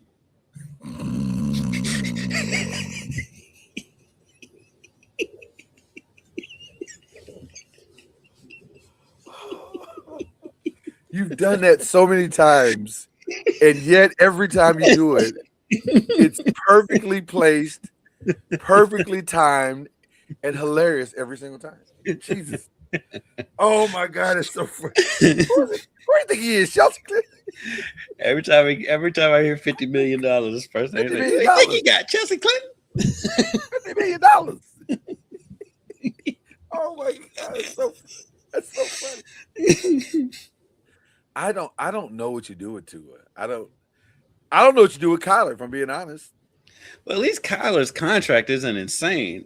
It ain't even his contract for me. It's not the contract. I don't know. It's Kyler is a everything that wee comes- tiny he's- man. He's a wee tiny. He's electrifying. He is good. With him, for me, with him, it's not on the field. It's the off the field stuff. When they got to put incentives in your contract for you to study, I am concerned. Right. Yeah. I am deeply concerned. Yes. I hadn't even heard of that before. I was like, really?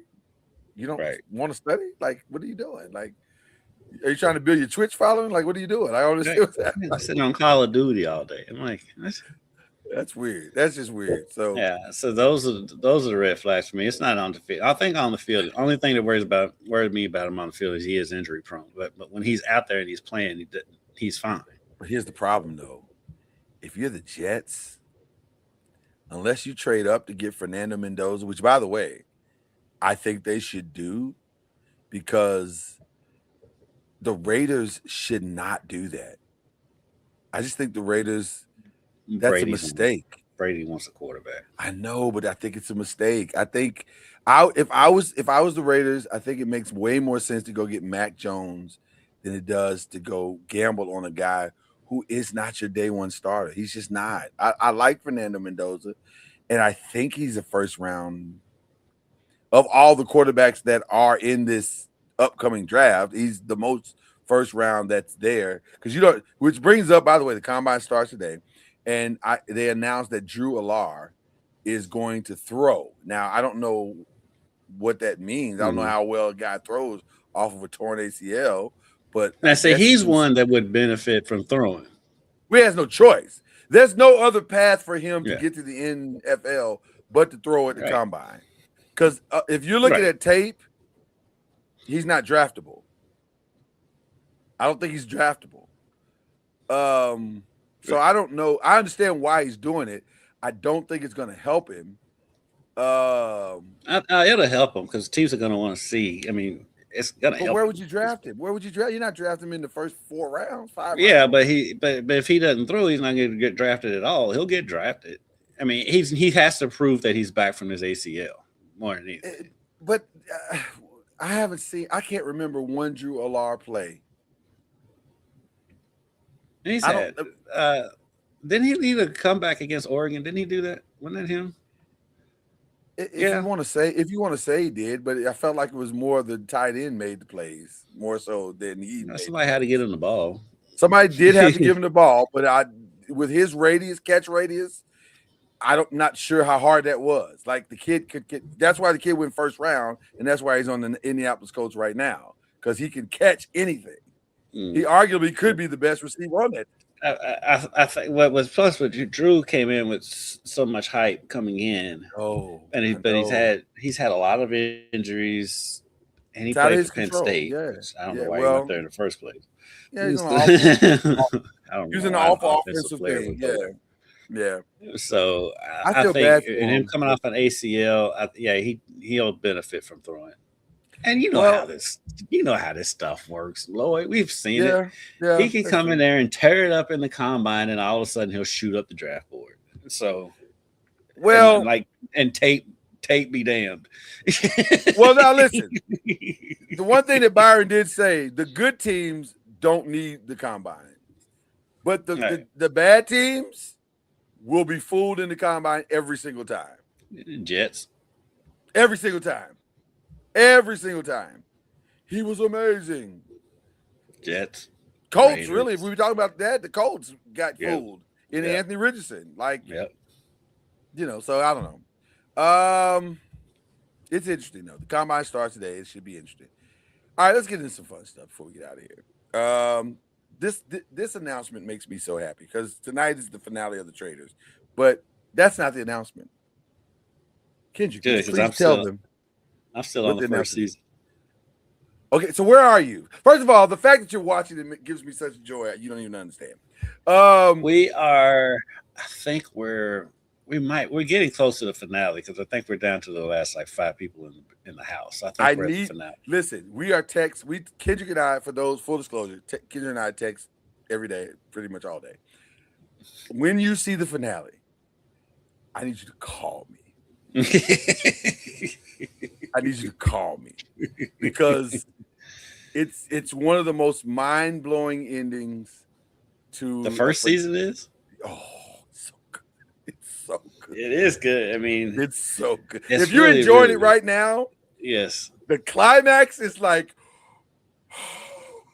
it's so good. It's so good. I cannot wait for you to see it. But as good as it is, tonight might end up being better. This season has been fantastic. Fantastic. And I cannot wait to see the ending because it is set up in a way to where this is usually when I watch the Traders, I can kind of feel where this is headed.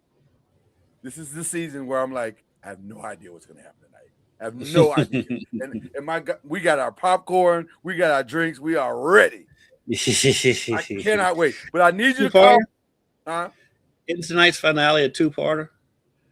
No, I think I saw that. It's 2-part in the sense is they're going to do the finale, and then they're going to have the reunion show. So yes. Oh, okay. Because I saw the promo that it was a 2-parter. I didn't know if that meant technically. I guess it is a 2-parter because they're doing 2 different shows. But yes. Okay. Because I was confused because I was thinking maybe they're splitting it up to two weeks. No. I don't think they don't normally do that. But it's so good. It's so good. It is very good. Oh, it's so good. If you're not watching the Traders, I think you're missing out. And and here's what's interesting for me. I'm not really a reality show game guy. Like it's not really my bag. Although lately I have been doing it a little bit more. You've been doing a lot of it lately. Yeah, I've been doing it a little bit more than I've ever done historically. But the Traders is a damn good time. It is just It is so good because I'm not a big reality show. Lord, I tell you, I'm not a reality show guy at all. Yeah, but like the strategy of it, the game of it. I mean, I've had people say it's kind of like Big Brother, but I'm like, I don't think Big Brother is Big Brother's not as entertaining as the Traders. The Traders is fun. Traders is like a real life version of the board game Clue. Yeah, that's basically what it is. It's basically what it is. It is. But it's just really good. It's a good time. Okay. I blame my wife for this. She got me on The Night Agent. Never heard of that. I hadn't heard of it either. And matter of fact, my brother and my wife got me on this. They were like, you got to watch it. You got to watch it. And I was like, okay. It's on the 3rd season. The 3rd season just came out. I binged the first 2 seasons in 3 days. It's that good. What is it on? It's on Netflix. And here's the problem with it. They keep releasing it around massive shows like Love is Blind and Bridgerton. So it gets lost in the thing. But right now it's currently number 1 on Netflix. Although Bridgerton was released about 2 hours ago, and so that's going to be over. So, right. I watched the first season of Bridgerton, but I never came back. I've enjoyed it. I hate to admit it, but I enjoyed it. I liked the first season, but like when I saw the promos for the second season, it didn't do anything for me. The second season was just okay. The 3rd season was outstanding. Okay. Because the girl that is like the focal point of what Bridgerton is, it was her time to fall in love.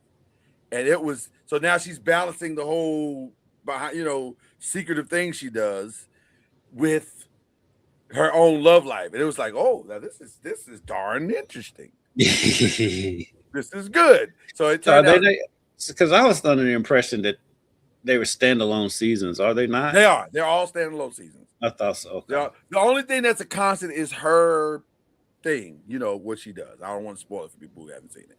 But that's the only constant in every season. And so they highlighted that in season 3. and it turned out to be very, very, very, very good. Season 4 so far is actually really good too. They'll conclude it. I think they just dropped the second set of the episodes to the end, so they'll be interested to see how that ends. But Paradise is out now. And Paradise, I was gonna say that's my final one. Paradise is out. Shout out to my. Go ahead. I watched the first. Well, I tried to watch the first 3 episodes. I fell asleep on the 3rd episode, but it's really good so far. It's a lot of build up. Shout out to one of my favorite content creators, Angel Lakita Moore, who is from Kentucky. Went to the University of Kentucky, graduated, and went to Lexington and everything. Is from Lexington or whatever.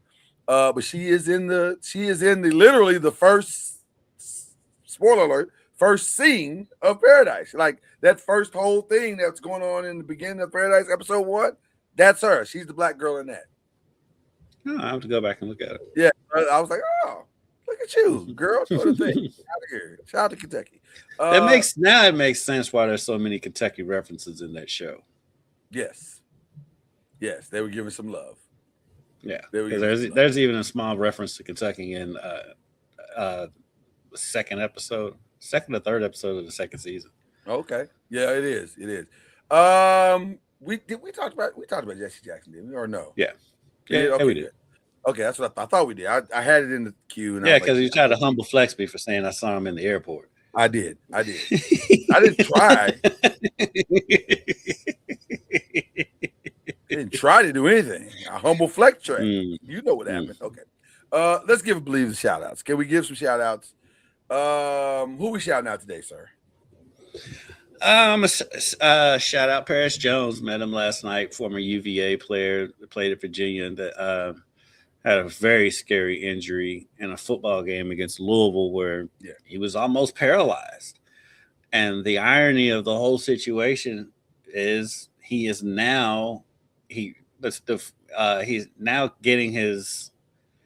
Let's say he's finishing up his education. I can't remember if it's his master's or what exactly he's getting, but he's finishing up his degree at Louisville. And so I met him last night. Great dude. I got his phone number, so I am going to do a story on him eventually.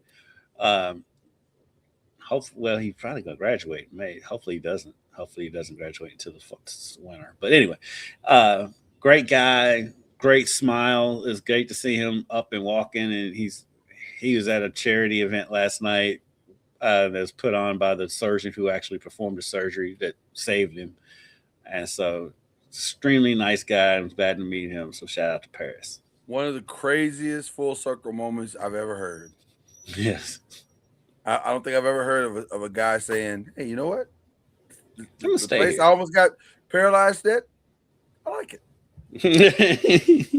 I like it. Yeah, I'm looking forward to you doing that story. And by the way, shout out to you for that story about Rondale. That was really, really solid. It was really, really, really solid. But you always do good stuff. That's our guy, Kendrick Haskins. I have a shout out to obviously the wifey. I'm so proud of her. She's on she and I are continuing our health journey, and she's out here in these streets doing her walking. And so I'm proud of her to get out here doing her walking every day, looking as good as she do. You know what I'm saying? Yeah. So I'm excited about that. I've got another hilarious shout out. Okay, give it to me. It gives you a good idea of where all of this comes from. Shout out to my parents who celebrated their wedding anniversary, and they forgot it was their anniversary. The only reason why they remember is because my sister called to wish them happy anniversary. But you know what the best part of that story is, though, Kendrick? It didn't bother them not one bit. No, they've never really celebrated their anniversary. Like, ever. They never really have. And so like, oh, yeah, that's right. Yeah, the only reason why they remember is because my sister called to wish them happy anniversary. let me be very clear about the next statement that's about to come out of my mouth. That is never going to happen in this house. Not remember my anniversary. Absolutely not, sir. Well, that's because you were strategic about it. I was. Matter of fact, just because you said that, I think I deserve this. And that was a humble flex. Because if you know, you know. Next week, big week for me. It's the most strategic thing I've ever heard of it. You know, you was using diabolical a lot last week. Haven't used it this week, but that's diabolical. Well, listen, because she was diabolical. How you going to get engaged to somebody before you tell them what your birthday is, and then spring it up on them? Oh, by the way, my birthday is 5 days after Christmas. Okay, you want to play that game? I got you. Shout out to my boy Ian that I work with, because this commercial for the Elimination Chamber just popped up on my iPad. My boy Ian's going to that. It's gonna be a good time. It's his first pay-per-view. It's gonna be a good time. It's gonna be a good time. I expect full foolishness this weekend at the Elimination Chamber. Ian's one of the funniest people I know, by the way, sales are dramatically down. So full disclosure, because WWE's busting heads on prices. Well, it's that, and also they had to pivot. Something went wrong with the New Orleans negotiation, because it's supposed to be in New Orleans this year, and something went wrong with the negotiation. Then they up and move it to Vegas, and that's what it is. They had to move it back to Vegas in a last-ditch effort to save venue, because people book their venues 2-3 years in advance. So they had to move back to Vegas to save face. But also, they don't have a card yet. There's only one match that's been scheduled. It's Reigns and CM Punk, which is a respectable main event. But there's no other card. So sales are dramatically down. And people are just kind of waiting. They're holding their dollars back like, we'll see what happens. So they got to hit a home run Saturday. They like have to hit a home run Saturday. All my WWE information comes from you, Ian, and the Lebertard show, because Mike on there is a big WWE fan, and so is Zaslow. And so I know that the ticket prices have been outrageous. They're outrageous because they're trying to make up for the mistakes that have been made. And so they're putting themselves in a bigger hole, trying to make up ground. Well, and then this has not been talked about a lot publicly, but it's the truth. They grossly miscalculated having the Royal Rumble in Saudi Arabia. That did not sell out at all. Good crowd that was there. Good crowd, to be fair. They had a good time. It was an energetic crowd, but they didn't sell it out. They did not sell. They were expecting 80,000. They fell drastically below that. I think it was maybe like 30. 38, 80. I'm trying to figure out who this dude is that's on First Take right now. He looks like Redman. He's a WWE wrestler? Yeah, who is this? It's Jey Uso. Oh, yeah. Is that his name? Yeah, he's a good time. Jey Uso. That's the Oos. Yeet. He looks like Redman. Like Redman. He does right here. Now, when I saw him in the ring, he didn't, but when he's look at him right now on First Take. Okay. Oh, you just gotta look at Redman. It's the headphones and the bandana. He doesn't wear that. He doesn't wear that. Well, and it's the goatee too. I mean, he looks just like Redman. Like when I first looked over, I thought it was Redman. I was like, why would Redman be on First Take? He's giving strong Redman today. I'm not sure why, but he's definitely giving strong Redman. Also, and then we're gonna close on this. I don't know how well. Oh, I shouldn't say this. I probably shouldn't say this publicly. I'll hold this one back. I'll tell you. I'll tell you. I'll end the show so you can tell me. You guys are gonna miss out on this one, but I'm gonna share. I'm gonna share this with my brother here after the show, which is about to happen right now. God bless you. God keep you. We'll see you at the conference. Cue the whistle.